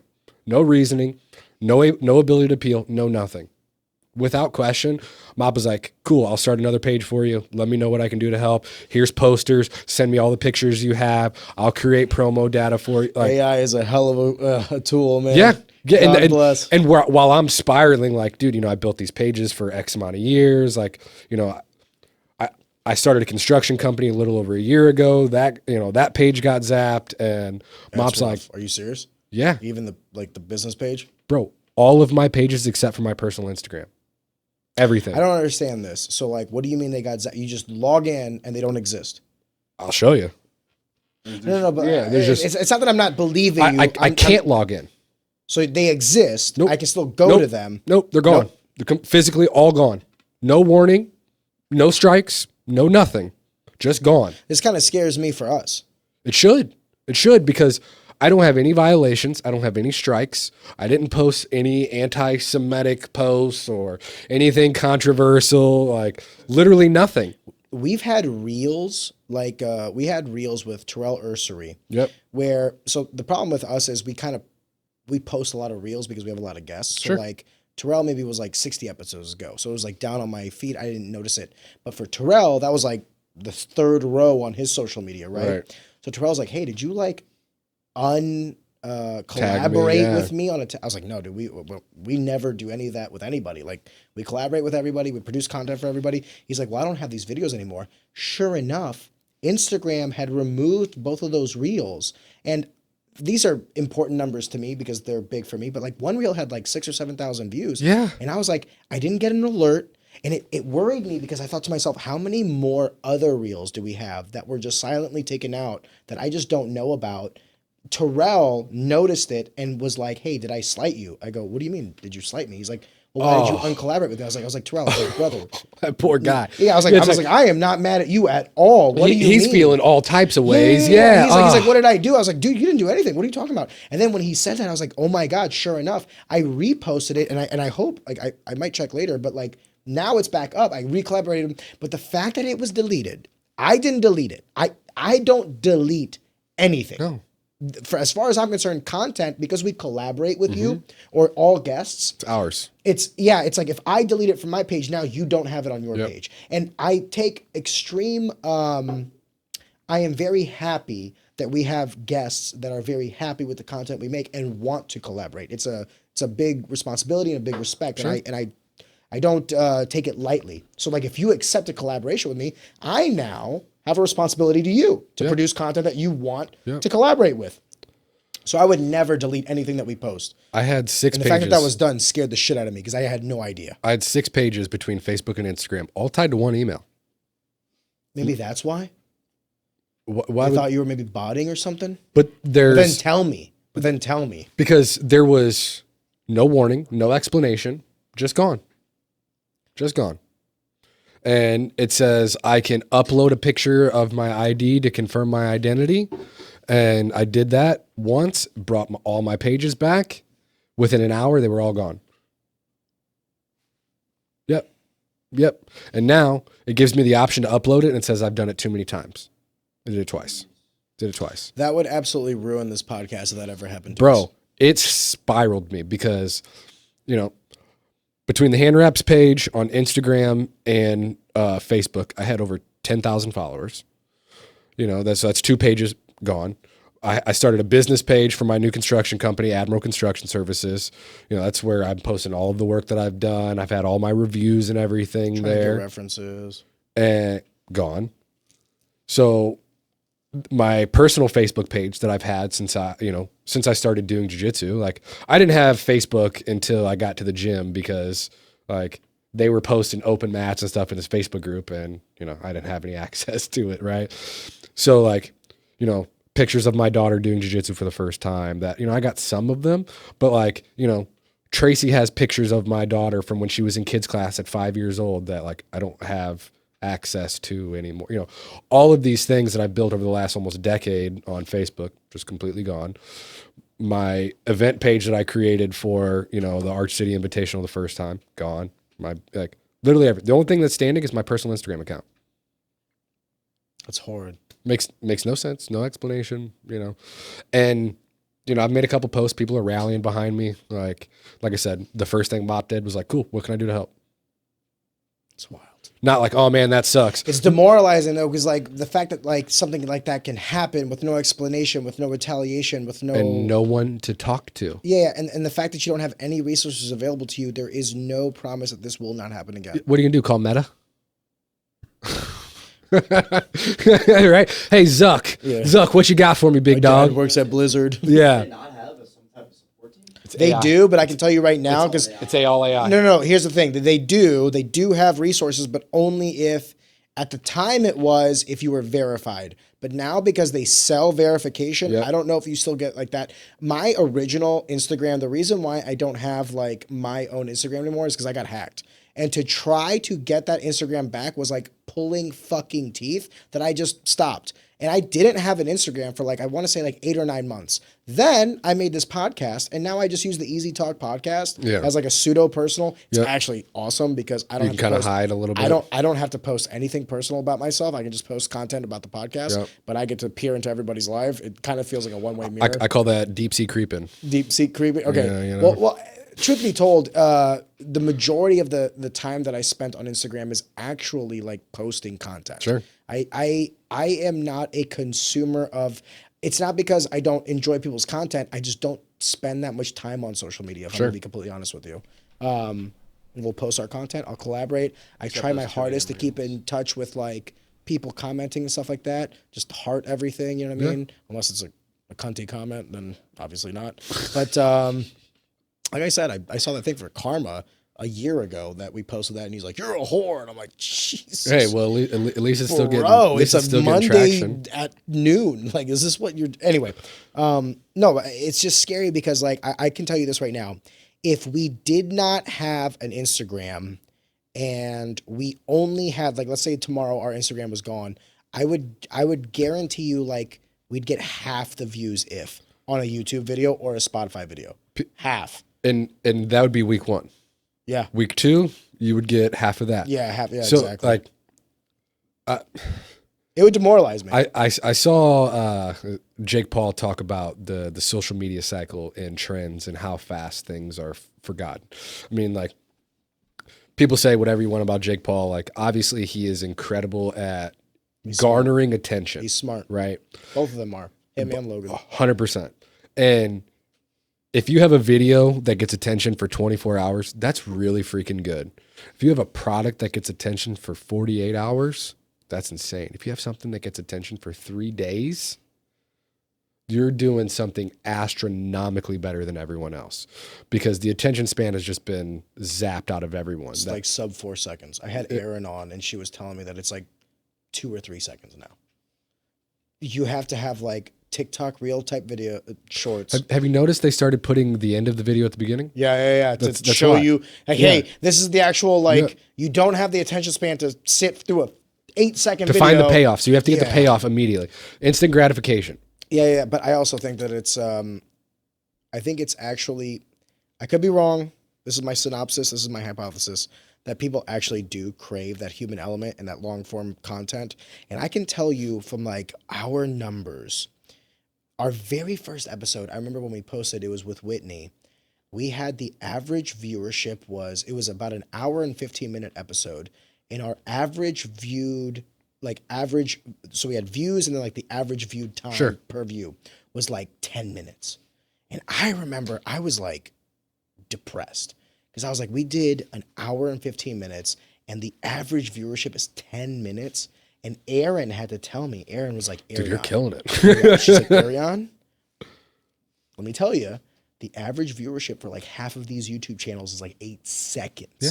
The fact that you can generate people's attention for 10 minutes, you're good. Yep. But it had to take her because I was like, we did this thing for an hour and a half. It's a waste of time. And what the fuck? And then you realize like people just do this in bits. Like they're in their car, 5, 10, 15-minute commute. That's their view. Yeah. They're, in between like their lunch break at work, they'll turn it on their phone or whatever. Because that's the other thing.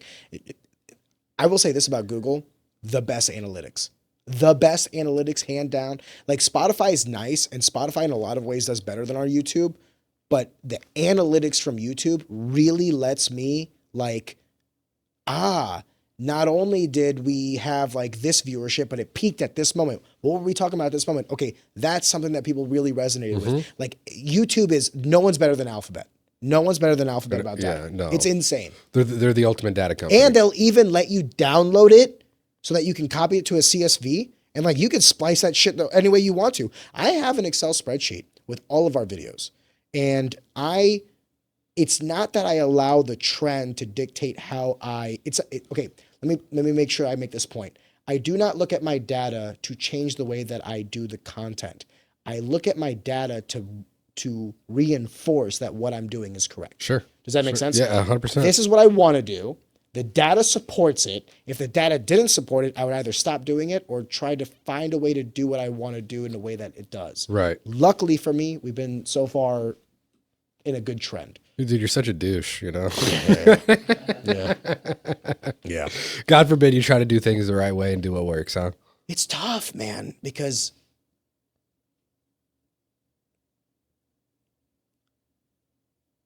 the podcast, it works both ways. People now know a lot about me in a way that I didn't think about when I started this. Does that make sense? You ever seen the meme of what it's like to listen to a podcast? No. Okay. Well, maybe we clip it in afterwards. I'll show it to you when we're done. I don't think I've ever seen one that's more perfect. It is a poster of 3 kids licking an ice cream cone, and there's one kid next to him licking an ice cream cone. It's a real life person who's standing next to the photo of kids licking an ice cream cone, because you just feel like you're in the room with these people. Yeah. Like, what's your favorite podcast? Ooh. No. Diary of a CEO. Diary of a CEO. He's the best right now. He's better than. I love JRE. I love All In. Diary of a CEO.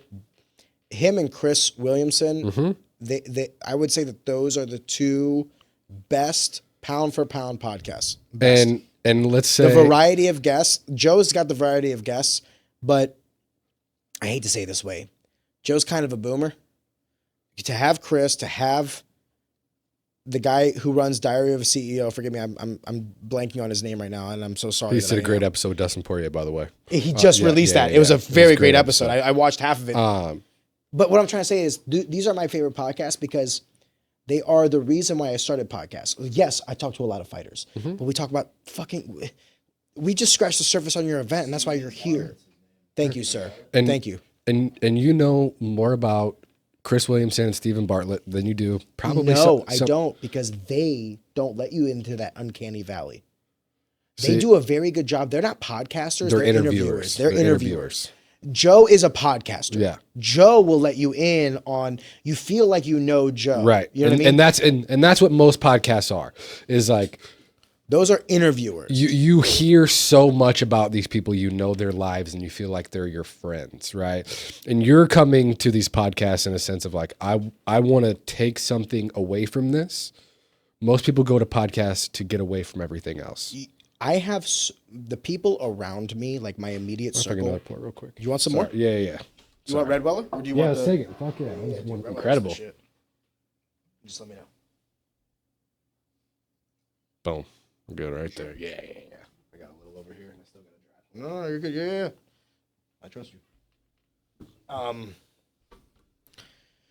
The people around me, my immediate circle, call me boring because like I wish I could like watch TV.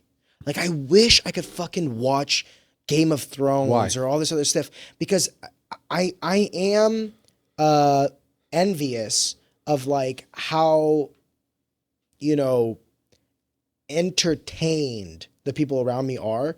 For me, and it's not like I'm trying to like fucking big brain this shit. It's when I was a kid, I didn't care about education. Mm-hmm. All I cared about was wrestling and girls. Mm-hmm. I grew into this. Now, all I care about, truly, all I give a fuck about is technology, finance, infrastructure, manufacturing, technology. I said it twice. Does that entertain you? Politics. No, it's not even about entertaining. I need to know these things as a man. I need to understand where winds are blowing. I'm going to say the most like toxic masculine thing I've ever said. You are not afforded the luxury of ignorance as a man with kids. Especially not in the age of technology. You do not have the luxury of watching bullshit and wasting your fucking time. I am in charge of like our retirement. I am in charge of our finances. I am in charge of our direction as a household. I need to be educated on the shit that's fucking happening. I need to know if interest rates on houses are going to go down. I need to know how the war in Iran is affecting the global market for petroleum products so that it'll eventually come down the pipe and affect milk products for my daughter. I need to know all this fucking shit so that I can't affect the world around me. But what I can do is that skill set that I said earlier. I can be malleable and I can see that there's a punch coming. So instead of closing my fucking eyes and eating it, I'll roll with it. Right. Does that make sense? So like when other people are watching other shit that entertains them, I find fulfillment in being educated in the world around me and being able to navigate in real time. I meant what I said earlier about our generation has a very tumultuous, very malleable, very technologically driven, changing times. And if you are not keen on what's happening, you will be left behind. You will be left behind. And I refuse. Most people are already left behind. Yeah, I refuse to be left behind. Fuck that. Yeah. No. I work too fucking hard to go back to being poor. I'll never be poor again. I will never be poor again. I choose wealth and I'll do whatever I have to do to be wealthy. And that's why I consume the content I do. I read the books that I do. I follow the media that I do. It's not for enjoyment in the sense of like entertainment. It's from the enjoyment of success. I enjoy success more than I enjoy entertainment. The end result is enjoyment. Because fuck yeah. Because your wife is happy and your daughter will never want for anything. Yes. Right? Yes. Right. I choose that over everything. You choose that the over way everything. My family looks at me is more important to me than literally almost anything. Yeah. And you know, is enjoyment and entertainment synonymous? Maybe not, but you want to know what skill set? I know if you want to if you condensed one skill set for success, you want to know what it is? Finding joy in being good at things. Not a thing. Be good at everything.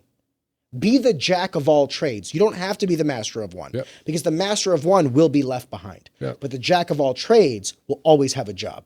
100%.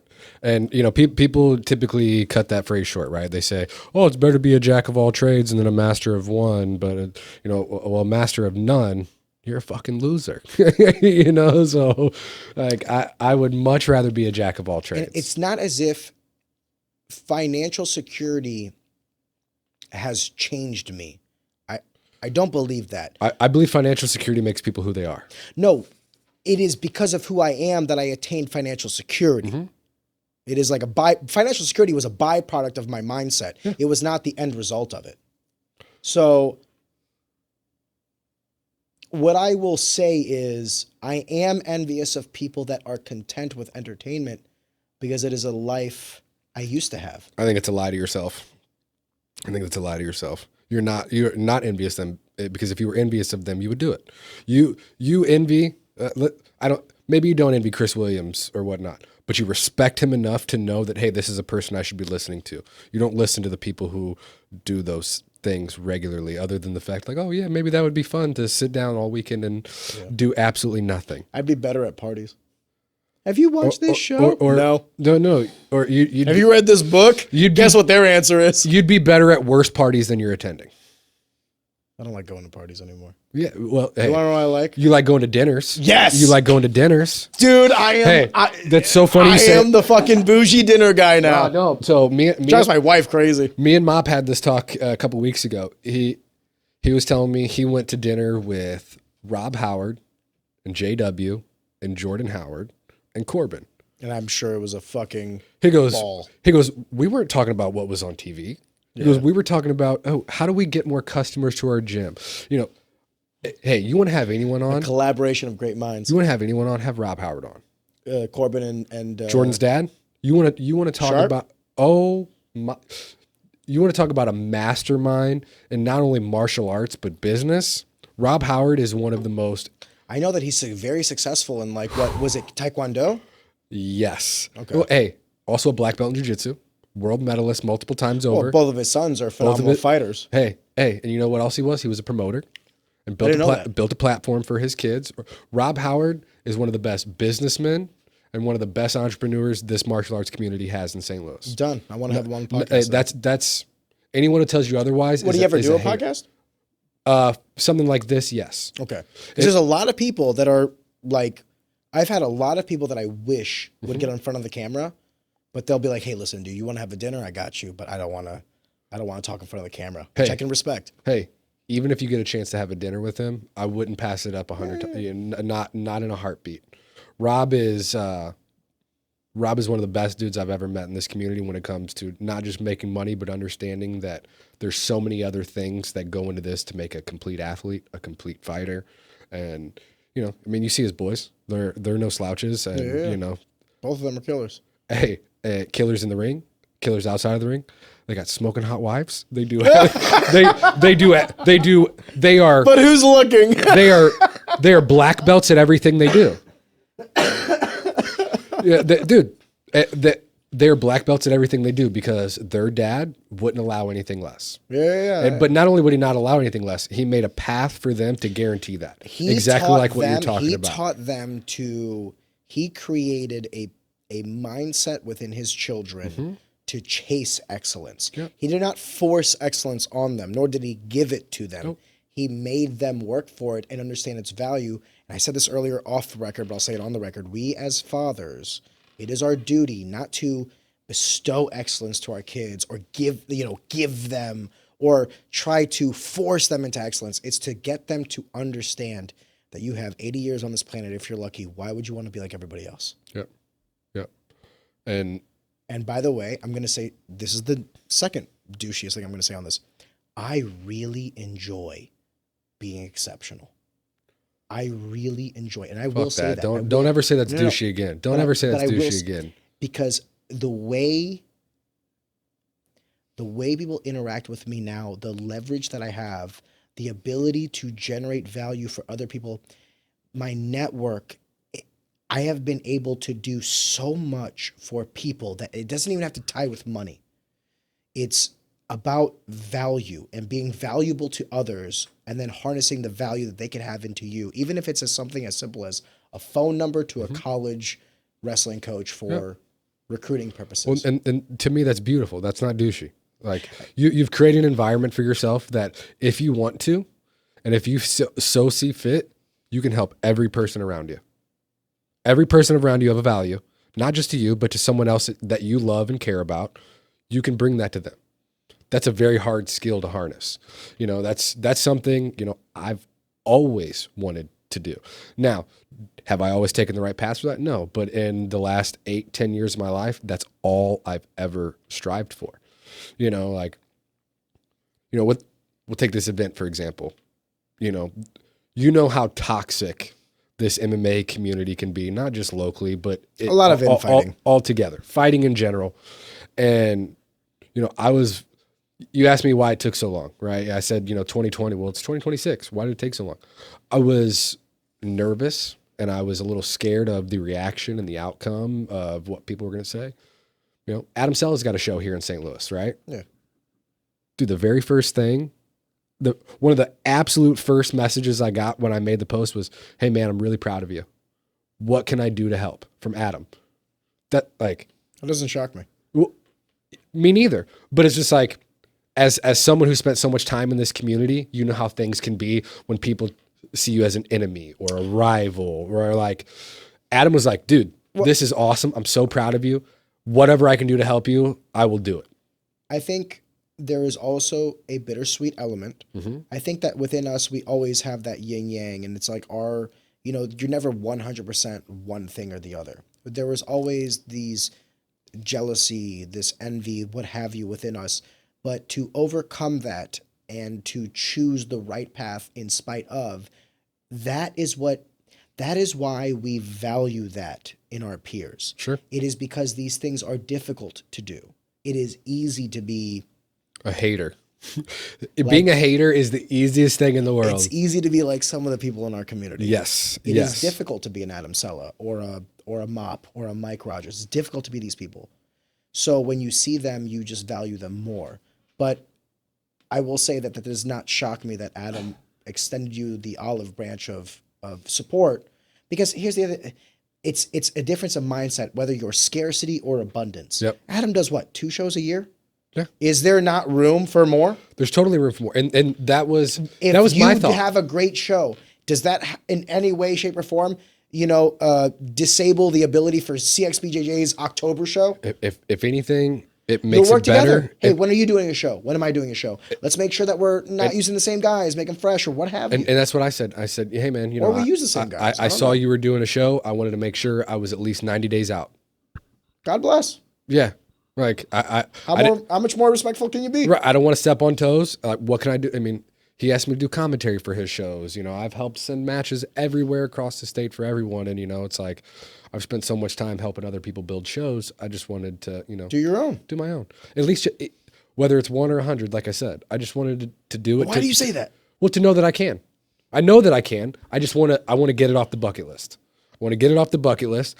Whether it's successful or not, I mean, we're doing pretty good, right? We're doing pretty good. But it's just something I want to do. It's something I have to do. And like I said, whether it's 1 or 100, it has to be done. What are the variables? But I'm going to ask this question and then I want to go back to the questions about the event. What are the variables that would have to happen for you to say we'll have a number 2 versus what are the variables that would be like, okay, that was fun? Because you say like whether it's 1 or 100, in your mind, what does that calculus look like? Do people enjoy it? Do people enjoy the show? Okay. Did I do a good enough job matching the show? Did I do a good enough job promoting the event to where people care about it? That's really it. That's also hard to dictate off the 1. You have to Maybe. build it. Maybe. If I did it off 1 episode or your first, construction job or your first product, sometimes, you have to give it time to cook. So maybe it takes 5 shows. Yeah, and maybe it does. Okay. Maybe it does, right? But, whether or not it makes any money, I truly don't care because I got the money to lose. Now, well, break even is great. Break even is a success. We can't just continue to lose money. No. I would never continue to lose money. Okay. But what I'm saying is if the first show loses money, but everyone who is in attendance has a great time, and I see people are talking about it afterwards and they enjoy it, well, then we're absolutely doing another one. If it made fucking $50,000 and everyone was like, these were the worst matches ever, this fucking sucked, like, woo, come back for number 2. We're gonna get it done right next time. No, because there might not be a 2. There might not be a 2. At first you don't succeed. Yeah, right. Yeah, I don't know. And that's, you talk about the yin and the yang, right? Like, we all have. There's the good and the bad. There's the good and the bad, right? And I've seen so many shows just come and go. And part of it is I don't want to be another show that comes and goes. Yeah, but you've seen a lot of MMA and boxing promotions. There's not been that many jiu-jitsu ones. Here. Yeah. Oh, very fair. Right. Forgive me. I'm doing this with no sponsors. That's wild. Yeah. It's also tough to get a sponsor if you don't have a product to invest in. Yeah, exactly. Right. That's what I'm saying. Like sometimes it takes time to cook. Like now you'll have something. And that's where okay, we break even. I know that I've been around long enough. I can make good matchups. I've done it for MMA. I've done it for jiu-jitsu. I'm just doing it on my own. It's always that the leap on your own is the scariest, right? But yeah, but you've done businesses before. Exactly. And that's scary is it really? Something like this compared to committing full time to, something else? Not at all. Not at all. And that's where just one of those things I have to remind myself of every day. But it's still something. It is something. It is still something. It's a big financial investment. Your name is behind it. My name is behind it. There's 50 people involved in this event. Yeah, you're pulling a lot of favors. There's 50 competitors. Yeah. There's 50 competitors that are coming from not just St. Louis, but all over the state. I don't do commentary for anyone in St. Louis anymore, but I do commentary for everyone else all over the state. So I'm calling in favors. I say calling in favors. People were asking me, hey man, I see you're doing something. I really care about you. I'd love to be a part of your show. What can I do to help? Right. So I feel an obligation to those people who are going out on a limb for me to do right by them. Right. I have a hard time getting over this paralysis by analysis thing. I want everything to be perfect instead of just working. And in the last few years, I've really worked myself out of that hole. But something like this where jiu-jitsu means so much to me. MMA means so much to me. And for me to put on a show, like I said, bucket list item, like it's always something I've wanted to do since I was fucking 7 years old watching Rocky movies with my dad. You know, whether it was jiu-jitsu, MMA. When I was a little kid, I wanted to be a boxer, you know, but like, I don't want to let down the people who believe in me, that are pouring their time into this event by putting out a bad product, right? Is that me putting too much pressure on myself? Maybe, but it's also, there's so many people that believe in me. I want to do right by them. But it's also irrespective of yourself. At the end of the day, I mean, there are variables out of your control. 100%. And that's where, you know, like I've been around long enough in matching shows. Like, perfect example, when COVID hit and we had our Nemesis show canceled, we tried to put on a show 6 weeks later, right? Brad Marlene wanted to do, or not 6 weeks later, 6 months later, sorry. Brad Marlene wanted to do a show downtown. And I was like, Ballpark Village is not open. There's no way we're getting a show into the Casa Loma Ballroom where we, you know, had kind of laid our claim there. And we promoted an event, and then the state laid down new regulations, like everyone's got to have COVID tests, XYZ. And, you know, like, dude, COVID tests were $250. Like, imagine having a card where you got to have, everyone's got to pay $250 fucking dollars to compete at the amateur level. Like, no, more than that, because you also need blood work, physical. So you're asking a fighter to pay at minimum $320 to compete. Yeah. Right. Hey, you got to pay us to go get punched in the face. Yeah. And that's very fucking tough. It's impossible. So about 2 weeks out, If you told me to pay $350 to go get punched in the face, I'll tell you to go fuck yourself. exactly. And hey, and rightfully so. Rightfully so. And rightfully so. And so like 2 weeks out, you know, we didn't get approved to be at Casa Loma. We had to shift. Dude, we lost our pay-per-view. We lost, I think at the time we had 14 fights slated for the card. Dude, we lost 8 of them. Yeah. So I was able to match 3 more fights, and I put together 6 jiu-jitsu matches, you know, but it's like, You just fucking made it work. we just made it work. We just made it work. COVID that was the time when people any product was good enough. Exactly. It was a tough environment. And We never knew when the stipulations would be over. I didn't want to put out a product that was just good enough for my own show. Right? Yeah, variables are different now. Exactly. And that's where, like, you know, I don't want to hold this over my own head, because I know things in MMA and jiu-jitsu, they change at the drop of a hat. You book 20 fights because you know you're probably going to end up with 14 to 16 for the show. So I overbooked for this card. Thankfully, almost nobody's dropped out. As far as like full matchups, I've been able to replace everything. So every match that I made is still intact. The tournament's still intact. Well, that's the nice thing about jiu-jitsu in terms of like, we were talking about this off the record, not me and you, but I guess because it was off the record, I can't say the guest. But let's just say I've had a guest before. We were talking about the differences between like promoting a boxing match, MMA, and jiu-jitsu. And it is universally accepted that doing a jiu-jitsu match just has infinitely less fucking hurdles. Yeah. You don't have to deal with USA Boxing. There's no commission. And you don't have to deal with the Athletic Commission. Now, here's the thing I'll say. I preface it. I think the Athletic Commission provides a value and a service. That is not what I'm saying. What I am saying is they are also a hurdle for an entrepreneur. At the end of the day, they're an operation expense. They don't, you know what I mean? Yep. It's not a CapEx, it's an OpEx. So to do a jiu-jitsu show is like venue, tickets, competitors, marketing. If you have video, audio, you just have a couple less variables to deal with. Yep. But that's thousands of dollars. Each one of those variables is thousands of dollars. Yeah. And speaking of video, audio, we will be doing a free stream for the event. Yeah. You know, I think on social media and what? It's gonna be on the Wolves Den YouTube page. Mop has all the equipment. He's got everything. Yeah, he was gonna do a podcast. Yeah, he's got cameras. He's got mics, everything. He's got everything. Is he still doing the podcast? Out of curiosity? No, not doing the podcast. But you know, he should, man. Dude, you two should do a podcast together. That we'll save that for a different time and date. But you're absolutely right. He should do a podcast. I think he's when I've had him on, he's surprised me.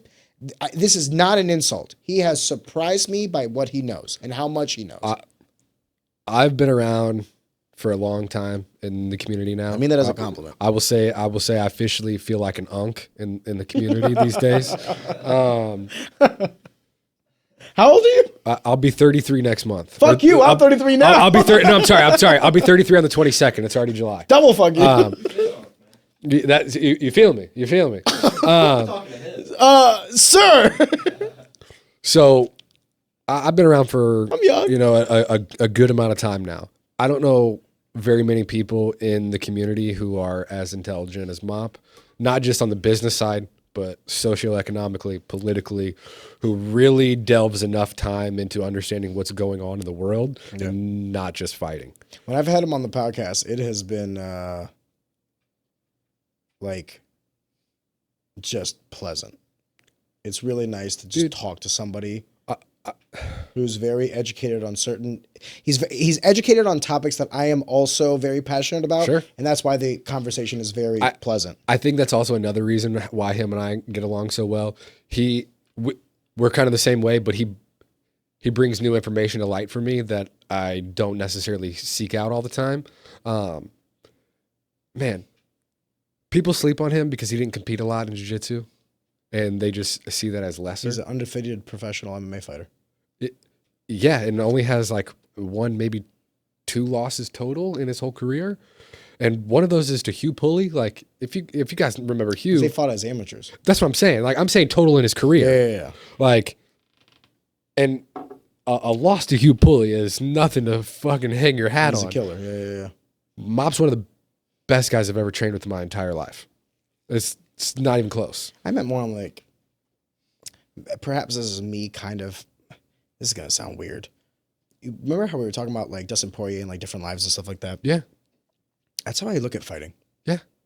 There are pictures that I see where I'm like, oh, that's right. That happened. Like, oh my God, it feels like a lifetime ago. And it was 3 years ago. When I go to jiu-jitsu events, when I go to MMA events or boxing events, I look at that and I go, you can't get me in there again. This is how I knew it was time to retire. But like, long story short, it's wild to go from someone who used to see that as a drive, like a fire. And there's some emotions, there's some like nostalgia, but then you think past step 1 and you go, yeah, but I don't want to get punched in the face. I don't want to do any of these things, nor do I want to get in the shape that I was in.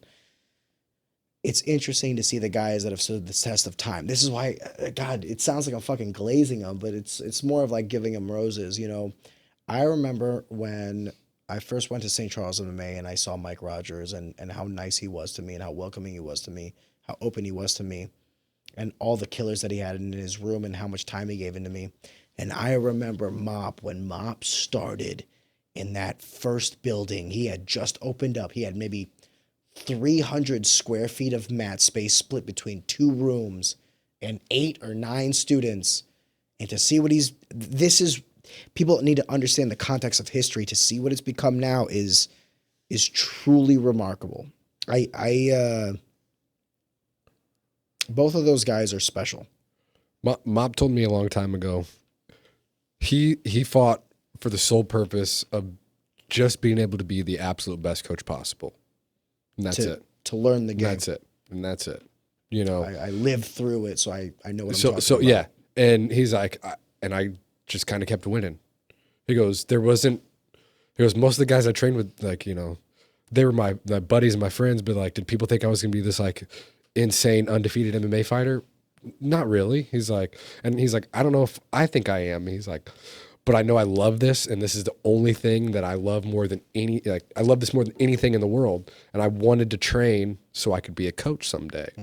And you know, there's people who say Mop's not a real black belt, like a fake black belt, because because there's not a picture of him on Facebook getting a black belt. I'm like, dude, come roll. Like, dude, I've rolled with Andrew Wiltsey. Can I say Dante this? Can I say this? Leon. Who cares? Like, who cares? That's where I'm at. Who cares? That's where I'm okay. at. Come get you know some. they have a black belt. I don't fucking care. Not me, but like if I were Mop, they're like, you're not a real black. Okay. He does whatever, dude. I had 68 students on a Tuesday fucking night. Well, at the end of the day, what is a credential? A credential, truly, like, why do people go to school to get a degree? It's to prove that I can do an act. Mop does that every day with his class. Teaches Mop does that every day with his gym. Teaches so like every whether class. or not you believe I'm a legit black belt, whether or not you believe that I know what I'm talking about is irrelevant because I don't need your validation or your acknowledgement. acknowledgement.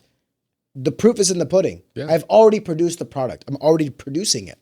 So like at some point you've exceeded the need for that credential. Let's just say, for argument's sake, let's just say that Mop is not a legitimate black belt. Okay. Right. Come He beat take James Krause in a ECXBJJ show. Come take it from him. He's got how many fighters? Okay. Yep. So like at what point do we go, I just don't fucking care. Dude, I just don't care. It cracks me up, man. You know. So like one of the reasons was, such a petty comment too. It's because there wasn't a picture of him getting his black belt on Facebook. Okay. Okay. And I was like, James Krause has a picture of his black belt. I was like, and he beat him. I was like, wait, hold on. You mean the guy who credential doesn't matter? Well, I was like, you mean the guy who got a black belt before Facebook was like really even a thing? It's not even about that. Let's say you know, like, but let me go a step further. Like, let's say for argument's sake. By the way, Kane Royer, like this was like a big Facebook thread. Someone called him a Temu black belt, XYZ. And they're like, yeah, there's not even a picture of him getting a black belt on Facebook. That's how you know he bought it himself. Kane Royer immediately posted a picture of Keith Robinson belting Mob. The other thing I'll say is like, once again, it goes back to my comment of like, credentials matter exclusively in order to gatekeep. So like, I need to understand that you've overcome a certain credential, intelligence factor, academic, athletic, whatever, to justify the position, justify the salary, what have you. But in the absence of like a credential, proof is in the pudding, dude. Yeah. If you didn't even have it, but he has. So like, it's like, it's so wild to even have the argument because it's like, how many fighters have I produced? How many guys have come through the gym? How many people do I have to beat to then like justify the validation of where I'm at? I'll go a step further.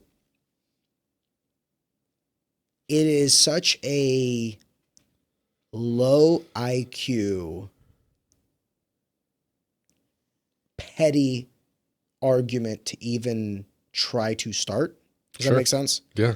Because at the end of the day, I always thought this, that we as St. Louis are in competition with everybody else. We as St. Louis, St. Charles MMA, Wolves Den, Steenberg, ES MMA, I got James crucified. Crozen, all these guys. It's us against Kansas City, who's got a bunch of great gyms, who's got a bunch of great promotions, against Iowa, who's got a bunch of great gyms, a bunch of great promotions. How many guys in the local area can we get to the highest level to make some money, to generate some wealth for them and their family? That is the exclusive goal. If anything else supersedes that, you're the problem. I got crucified for having that mindset, man. Like, I couldn't understand why XYZ gyms don't support each other just because we fight on the regional scene. Because the ultimate goal is not us versus this gym. It is the fighters and the coaches. I can understand that. To get to competitive UFC. nature. I can understand that. I can understand the friction locally. I get that. Actually, that makes the most sense to me, to be honest with you. What doesn't make sense to me, though, is to be clown or to not encourage. Remember earlier in this conversation when I said people have like, I've doubted people and they've proved me wrong.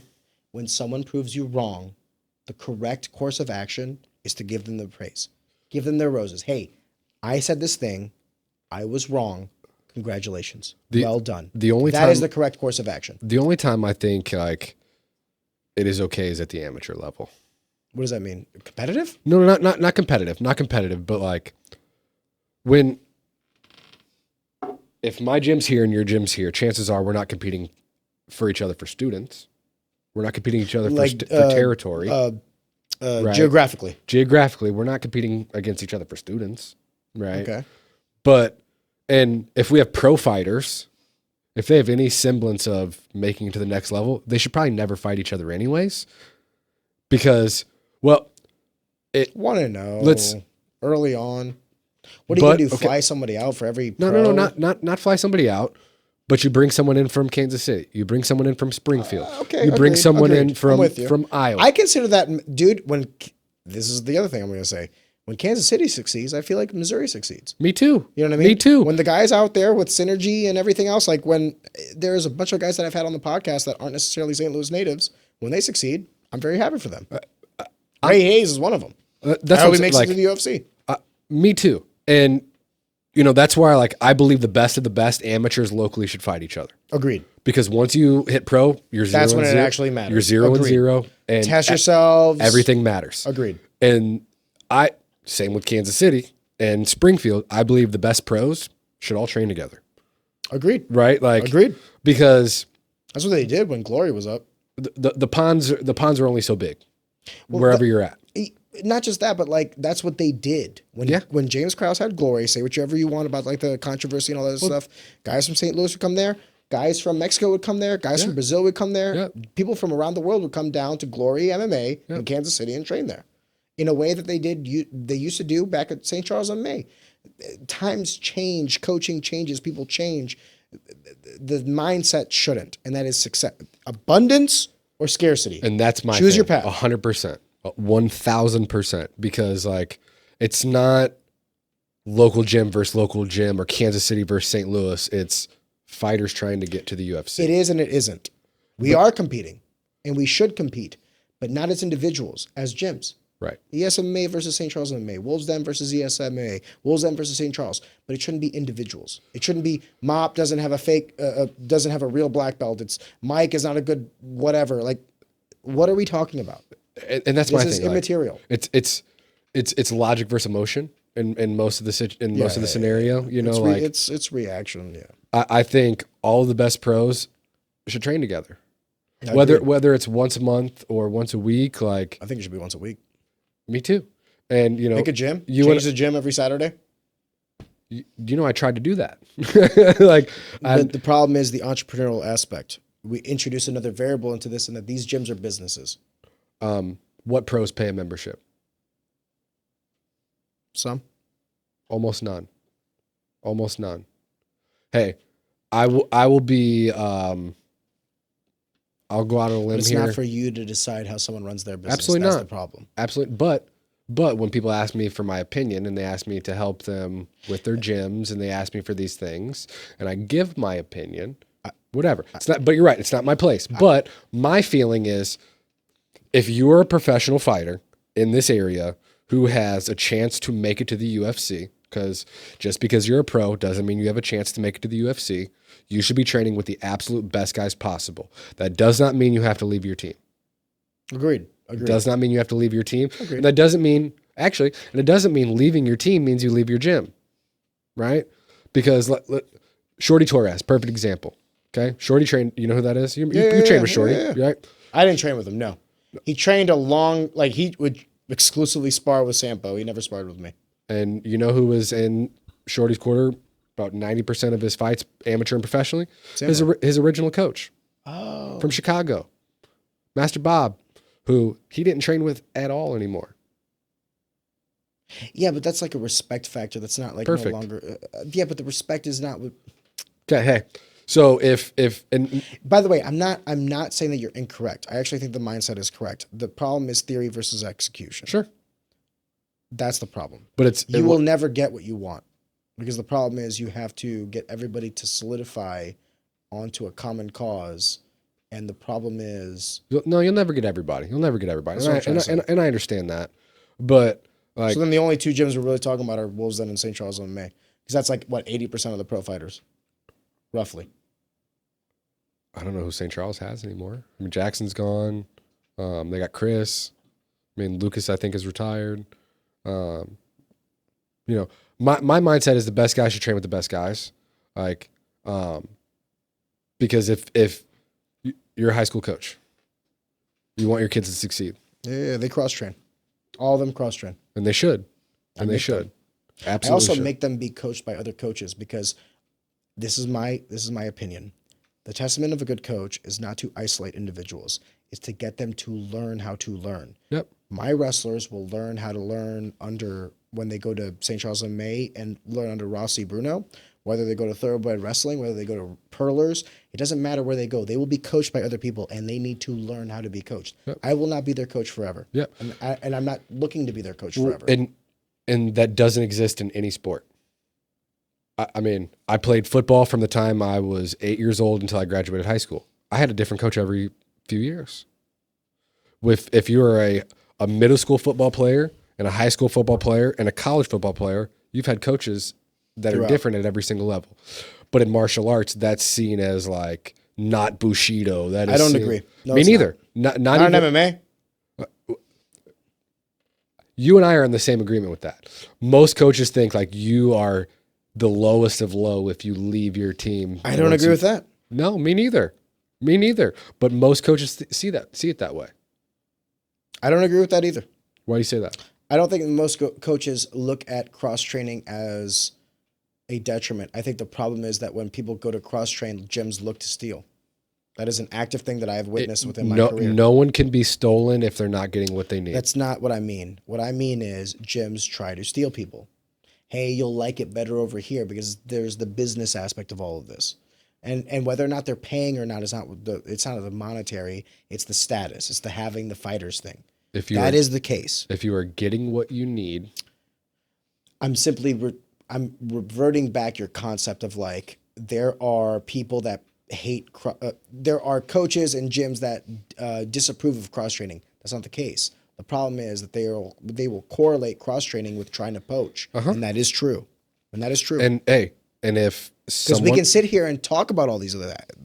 I agree with everything you said until that last point. If someone's going to be poached, then they probably were going to leave it at some point anyways. I don't agree with that either.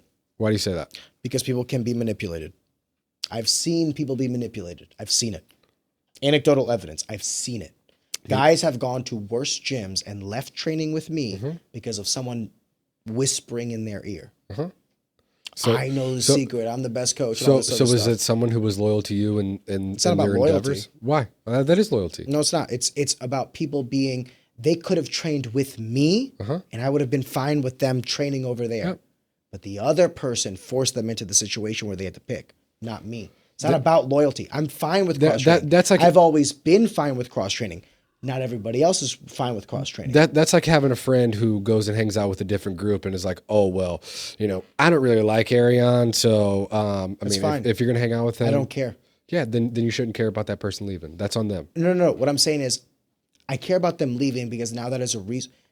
Fighting is an inherently selfish game. The reason I don't care about cross training is I still benefit from it. Come and train with me and go back to your gym. I don't give a fuck. Yep. You don't have to be here 7 days a week. If you're here 1 day a week, I still get the value out of it. But when your coach now prevents you from even being here 1 day a week, now I've lost value. Yeah. This is what I'm trying to say. From my perspective, cross-training is never a bad thing, and that all martial artists should always cross-train, but not with the intention of like possibly leaving gyms and all these other things. Because I think there is value, like everybody's different and everybody's intrinsic values is different. You can have like a Conor McGregor who's been with like their A1 from day one and that has value. Then you can have people that gym hop and they get value from other people. I don't believe that there's like a one size fits all. Sure. I don't. But what I do believe is, for me as an individual, I benefited the most when people were able to cross-train. And when egos and loyalty got in the way, that hurt me because now I lose the people to train with unless I go to their gym. And the reason why I would go to any gym that would allow their people to come to my gym. But I will never go to a gym that disapproves of their people going to my gym because it has to be a two-way street. I have no problem going and cross-training with you, but you got to let your guys cross-train with me. It's funny because we were talking off the record, but I wanted this to be on the record. Coaching wrestling taught me about what it's kind of like to be them because simultaneously I'm coaching my kids to beat the kids of the other coaches, but you see them throughout the year and you see their kids and you see their kids progressing. And it's almost like this bittersweet feeling of like, it's a constant reminder, like the human element in me wants my kids to win. I'm competitive. I want my kids to win. But then you cannot help but cheer on the success of others when you see them accomplish something. And then it kind of made me feel like I'm not competing with these coaches. I'm not competing with their wrestlers. I'm competing with myself to be the best coach that I can be, to get my kids as qualified for that competition as possible, exclusively. And then it makes me think back to like me as a competitor, what I was expecting from my coaches and what they should expect from me. And where I'll leave this, and I'll give you the final word, but where I will leave this is, everyone gave me what I needed exactly when I needed it. So now in my life, I have nothing but admiration and respect. You know, I've always had a different, a little bit of a different perspective, I think, than most people in this. You know, a lot of guys who come into MMA and jiu-jitsu don't come from team sports. You know, they come from individual sports, right? My love for the sport and the success for the sport is always going to trump my love for an individual team, right? Perfect example. My favorite college football player of all time is Vince Young. Okay, but my favorite college team of all time is Oklahoma. So, you know, he's from Texas. This is from Oklahoma. It's like, that's like the biggest blood rivalry in all of fucking college sports. But it's just like, I can't get that out of myself because I want the sport to do well. Because if the sport is doing well, then, you know, intrinsically everyone else below it should, right? Yeah. This is an individual sport. I also ran track, you know, so it's like I get the aspect of, you know, being, you know, an individual in a team sport, right? So it's like my mindset was always, if St. Louis MMA, if Missouri MMA is doing well, we're all going to get more eyes. And if we're all training together, especially at the highest level, we all have more opportunities. It will grow everybody. Is that always the case? No, and I accept that. Especially, you know, being in for a decade, because some people won't allow that. But even then, I would make the argument that like your show is like a testament to that. So like it might not even be from the perspective of a competitor, but it's the downstream effects of all of it. I mean, I want to say like, I think Brad is the only current promoter that never fought. Say what you want about Jesse, but he used to fight. Yeah, absolutely. Fought Josh Neer. Fought Josh Neer. You know, like Adam Sella used to fight. You used to compete. I mean, Brad and Marlene are just people who love the sport. They're just people who love the sport. Yeah. You know, like, hey, or maybe they do or don't, but I know they're consistent enough with it. I know when I worked for them, they were the only promotion who was doing a buffet for the fighters, and they were making sure every single fighter had the problem is on that aspect too. It's like execution of operations. I would make the argument that like doing these small nuanced things is not worth the evaporation of the product. No. You know, and I understand where people can come with certain perspectives. Unless you're in it every day, you're never going to understand what it takes to get to the event. And if you run the event that way, then it's going to mean more. Yeah, I acknowledge that. Duly noted. I'm just saying that, like, at the end of the day, sustainability has to be built on pillars of actual, like, solid foundation. Yeah, investment. And vibes are great. I love vibes as much as the next man. I love getting the warm fuzzies, all this other stuff. You got to make enough money to make the next show matter. Yeah. You got to make sure the finances are in order. You got to make sure the operations are in order. You got to make sure that like everybody's getting paid. Because if anybody's checks bounce, you're going to hear about it. So at the end of the day, it's like, yes, but speaking of a show, we were talking about your show this weekend. Saturday, July 11th at the Elks Lodge in O'Fallon, Missouri. You know, we're going to post this episode, what's today, Monday? We were going to post this episode Wednesday. Cool. We will have the link for the tickets in the description of this video. Hell yeah, that's awesome. I appreciate it. So that up until, I mean, the show is actually live. You'll be able to buy tickets at the door. Exactly. You'll be able to buy tickets at the door. You know, we have a venue that's big enough. Like, if we were to sell out, like, it'd be the biggest jiu-jitsu show, you know, anyone's ever done in Missouri.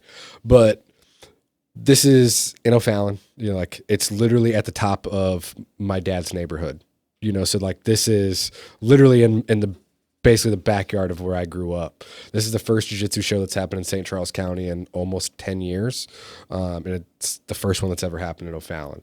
So for like, you know, like I've been saying, like been a bucket list item for me to do a jiu-jitsu show forever. For me to do one like literally in my dad's backyard where like he could walk to the event to see something that I've built from the ground up, that to me means infinitely more than anything. You know, if I sold one ticket and it was just to my dad to come to the show, it'd be awesome. You know, but yeah, we're going to have, including the 8-man tournament, 24 matches. Yeah. So it's going to, Holy shit. yeah. Well, coming from the MMA world, like you overbook shows expecting people to drop off. So you got 3 plus 28, so 31 matches? No. So it's 17 matches, but the 8-man tournament is Will be another 3. 7 How is that 7? because It's an 8-man bracket. Yeah, So yeah. 8 turns to 4 turns to 2. Single elimination. Am I incorrect? yeah, single elimination. Am I that's tripping? 3 Well, the it's- number of matches. the number of matches. I'm thinking the number of rounds. Hey, you're I'm so sorry. good with numbers. You had me messed up there. Sorry. Like- So you have 4 matches, then you have 2 matches. Yes. So we'll And you have 1 match. So we'll have 7 matches total okay, for the from there. 8-man Sorry. bracket. I'm yeah. so sorry. I'm sorry. I was thinking to myself, like, what do you mean? There's only 3 rounds. There's 8, then 4, then 2. Math guy. Yeah. So, we got black belts coming from all over the Midwest. The farthest guy that's coming is 7.5 hours away. I'm more excited about Tavon Taylor blue belt match. Oh, dude, Tavon Taylor, Jack Rodenberg, That's Yes. the dark horse of the kicking card. off the night. Tavon Taylor, the Panther, like he's one of the most exciting guys that I've ever watched in any sport. I want you to know that I have the Dustin Poirier, like, it's going to be bad, my ninja. And I'm going to just like, just right as he's walking out, bah! That's his walkout music. Yeah. No. Yeah, call him. It's going to be bad. It's gonna be bad. It's gonna be bad. No. Lawson Grimes is coming all the way from Ohio. He's trains under Dante Leone, Max Hansen. Like, we got guys coming from all over the Midwest ready to, kind of make a claim to this $1,000, man. I'm excited about the tournament. How would you get the $1,000? Where's this coming from? Sponsors? That's your own pocket? My pocket. Interesting. My pocket. Sponsored by you. Sponsored by Admiral Construction Services. If you guys need a roof, siding, gutters, holla at your boy. I'll mow the lawn. Yeah, right. No, what's really funny is how many guys weren't willing to do jiu-jitsu for $1,000. Like, positive or negative? I had a lot of guys turn it down once they found out who was in the bracket. Meaning, like, they're like, oh, This I person, wanted to do it for the money, but then the competition got so high, yeah, I'm good. Yeah, well, and I think what's even crazier is how many people ask me what the buy-in is. Buy-in? Blows your mind, right? This is the Arch City Invitational. I'm inviting you to compete. I want to pay you to win this tournament. People are like, okay, how much do I have to pay to enter? Well, $0. I'm inviting you. Jiu-jitsu, they paid for the tournaments and stuff like that. Well, no, there's people who will buy in to a cash bracket. So the the actual money is just Comes from the pool of competitors. everybody. Yeah. It's kind of like poker, like how we used to play Texas Hold'em. This is my camera. I will never ask you to pay to compete. Look at me. I will never ask you to pay to compete in an invitational bracket. That's wild. That's wild. That was the first question I got from everyone. How much is the buy-in? That's wild. Well, $0. It's also an 8-man bracket, so why do you? I'm a Come on, guys, do the math. Hey, dude. I'm messing with you guys. You've been around long enough. This $1,000 is like a third of what some guys will make the whole year for jiu-jitsu and MMA. No shit, really? That bad? I thought fighting was bad. It's the same. It's about the same, if not worse, because guys usually pay to compete. Yeah. So the net difference. There's very few tournaments that allow black belts to compete for free. And wild. like, Do you think martial arts realizes that it's cannibalizing itself and that's why it's plateaued? you say that, and then you look at IBJJF Worlds in the gi, and there's 13,000 competitors. Yeah, but who's watching? Doesn't matter who's watching. IBJF's making money, right? Yeah, until they're not. They're not. They're the only game in town. Yeah, that's what I'm trying to say. Yeah, until they're not. yeah. Until someone like RA. Okay, freestyle wrestling didn't have an avenue to create wealth until they did. Nope, and neither did MMA until the UFC, right? Exactly. So there's what I'm going to be trying one. to say is There's like gonna be one. this. There's 3 ways to make Hey, money: do you be have to pay- first, do be you have to- smartest, or cheat. Do you have to pay to go to Fargo? I don't know. You're talking about the wrestling tournament? Yeah, Fargo. I mean, you have to pay for the hotel and stuff like that, but the tournament you don't have to pay for to go to that. So That's an invite. Fargo's an invite. Yeah. You have to be good enough to get invited to that tournament, Okay. and then you have to kind of facilitate like the means to go to that tournament. Like what you're do not you you're not getting your airfare and all that stuff. Hey, you got the invite, compete if you want to, kind of thing. You know what I mean? And what do you win? The title. Yeah, but Fargo's a little differently because it's like under 18. So it's kind of different. Can't pay him. What do you mean can't pay him? Can't pay the kid who wins. No, it's minor. So That is a drawn line. you can't pay. Why? Because at that point, So if I have a 16-year-old kid who wins this tournament, sport at that age should still be about the immaterial. Listen, I'm all for athletes getting paid. I am all for athletes getting paid. But one of the things that I do reminisce and miss was the purity of wrestling and amateur fighting. Now, I don't believe you can do that thing forever. sure. But like, I didn't have to worry about a purse or like on any of these like expenses when I was wrestling. God, They're thank bringing God I didn't NIL have to high school, big dog. It's gonna happen. No, I hope they don't. It's already happened. They're Paying guys to go to Fargo? no, not to Fargo specifically, but they're passing bills to where they can pay coaches to give money to athletes. If you want to subsidize the cost, I'm fine with that. I don't believe that competition should cost people money if it's the highest level. Like Me neither. if you wanted it to be like if Fargo said, "Hey, you're good enough to compete with us and we will buy the hotel. We will buy for 2 of your coaches." I think that should be the norm, honestly. So if you are a black belt in jiu-jitsu and you want to compete at Worlds and IBJJF, not only do you have to pay, you have to qualify. You have to be win. good enough to pay. No, you have to score enough points throughout the season. So guys will go to tournaments strategically, like I'm going to enter the open division at the Charlotte Open because there's one guy in my division and I can get points to qualify. Justin, do you want to know why I will not touch jiu-jitsu? Because of dumb stuff like that. Yeah, because it's a I'm the cult. same way. I'm the same way. It's a cult. Well, that's also, And that's not to say that I dislike the martial art. I think that the jiu-jitsu gyms and what they offer is a very real skill. More importantly, off the mat than on the mat. I think it's a therapy for most men and women, and I think it justifies the cost and then some. But I will never, I competed in CXBJJ because it was literally like Zach was like, "Hey, we should do a match."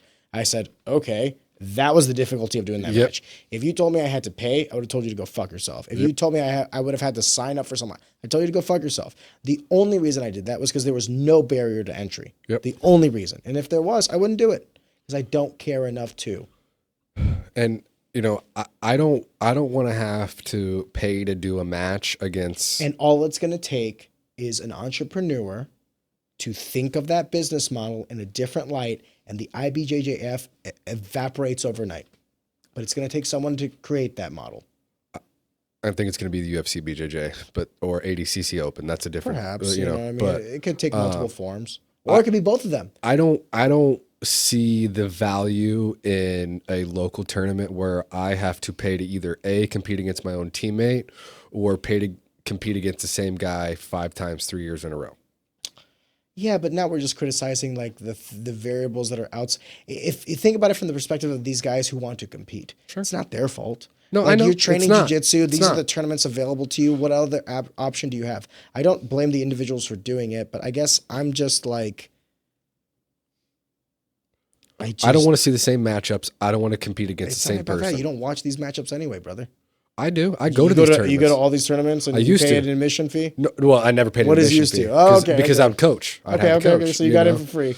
But so it's you like, would watch by virtue of coaching. and I would see the same matchups over and over. I guess what I'm trying to say is over. like that's what I'm trying to say is like the reason why they have to charge these fees is because no one wants to come in and watch these matchups because of the products being subpar. Yeah. Why do you not have to charge people? Because you're charging people to view it with money. You have to buy a ticket to view these matches. Yep. It's a different business model. Yep. The 100%. IBJJF is not in the business of actually producing a product that people want to watch. They're in the business of producing a competitive avenue for people who want to compete. Yep. And that threshold is slowly but surely being It's provided by gonna other shift. outlets. It's going to shift. Give it time. And yeah, because it's in the grand scheme of sports, it's barely in its infancy.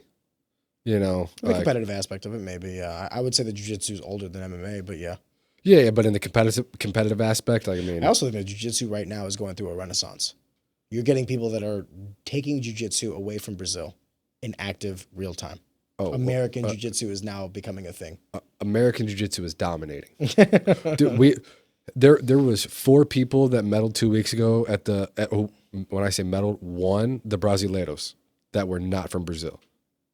Yeah, but just by virtue of not being from Brazil, it's like, okay, it's still Brazilian jiu-jitsu. This is a tournament in Brazil. Well, I mean, You know, jiu-jitsu, let me say this. Jiu-jitsu as a whole is a martial art originated from the Oriental Asian Peninsula, right? Japanese First and jiu-jitsu, foremost. judo, yeah. So like even when you say Brazilian jiu-jitsu, it's an Asian martial art that has been modified by the Brazilians. And that is man, I'm gonna get a lot of fucking hate for this, but that's the antithesis of this conversation of like, you know, not one man owns everything and that things can be modified and adopted and changed. And Brazilian jiu-jitsu changed jiu-jitsu, and America is changing Brazilian jiu-jitsu in real time. 100%. And by the way, so are other countries. And that's the beauty of competition in martial arts. May the best man win. Earlier we were talking about credentials. And the age of the internet, you know, like information is no longer exclusive. You be an online blue belt at Gracie Combatives, you know. Pass a test. There's people who get blue belts without ever stepping in a gym, you know. I'm glad you're doing this. Me too, man. Like I said, it's something I've always wanted to do, and to do it not just in my hometown, but quite literally in the backyard of where I grew up. Like, this is at the Elks Lodge in O'Fallon, where my parents have been members for friggin' almost 20 years at this point. You know, my daughter met Santa Claus for the first time at this place, you know, where I'm doing this. So it's like, you know, it means a lot to me that so many people are supporting already. And what tickets do we have still available?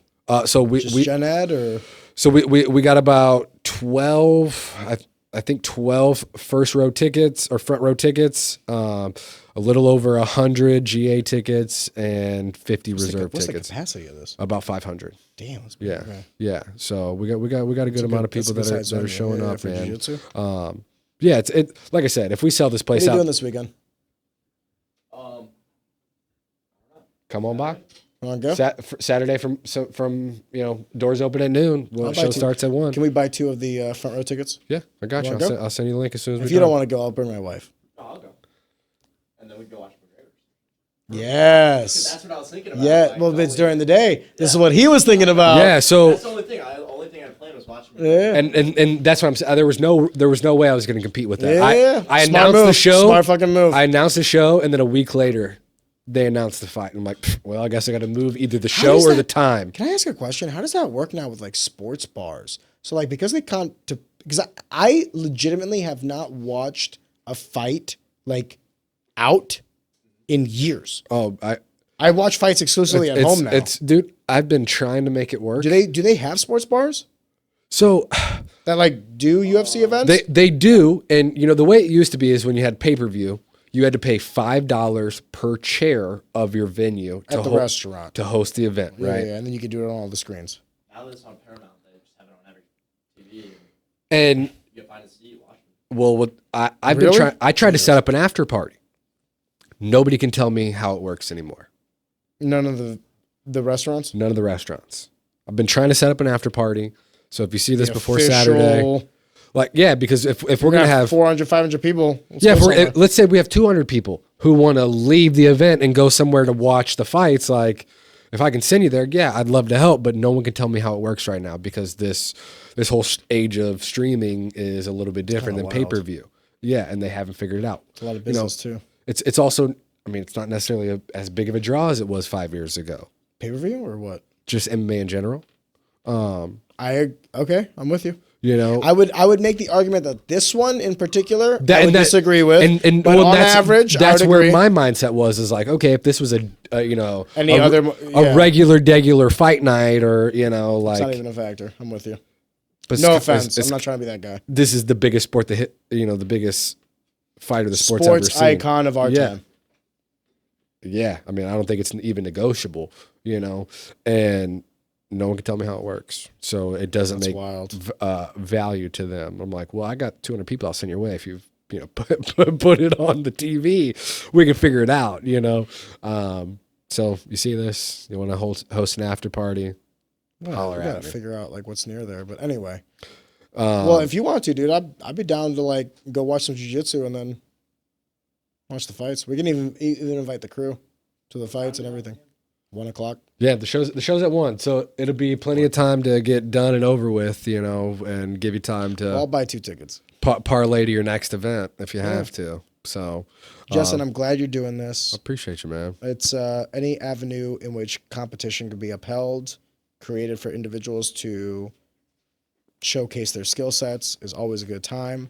I am a slut for martial arts, so I'm down for the clown. Golly, boy, it's changed my life. It's made more opportunities for me than I ever could have imagined when I came to St. Charles MMA 4 times and sat in the parking lot and watched everyone come in before I worked up enough courage to actually walk in that place. Yeah. You came a long way. Came a long way. It is who I am at this point, and I don't ever want it to not be a part of me. And for me to be one small piece in someone else's advancement of their career, I'll forever be indebted. To all the competitors, to all the athletes, to all the coaches who have not only said yes, but even entertained the idea of being a part of this. I love you forever, and there's nothing I could do to repay you for this. So I hope you guys all have a good time. Arch City Invitational, July 11th, 1163 Tom Ginevra Avenue, Elks Lodge, Fountain, Missouri, right in my backyard. If you guys know me, it's literally right down the street from my dad's house, literally at the top of the neighborhood. Means more to me than you guys will ever know to have an event in literally my backyard. So love y'all. Thank you. Big time. Oh, yeah, brother. Round 2. I appreciate Round 2 of many. Give me a big hand. Appreciate it always. Thank you for having me.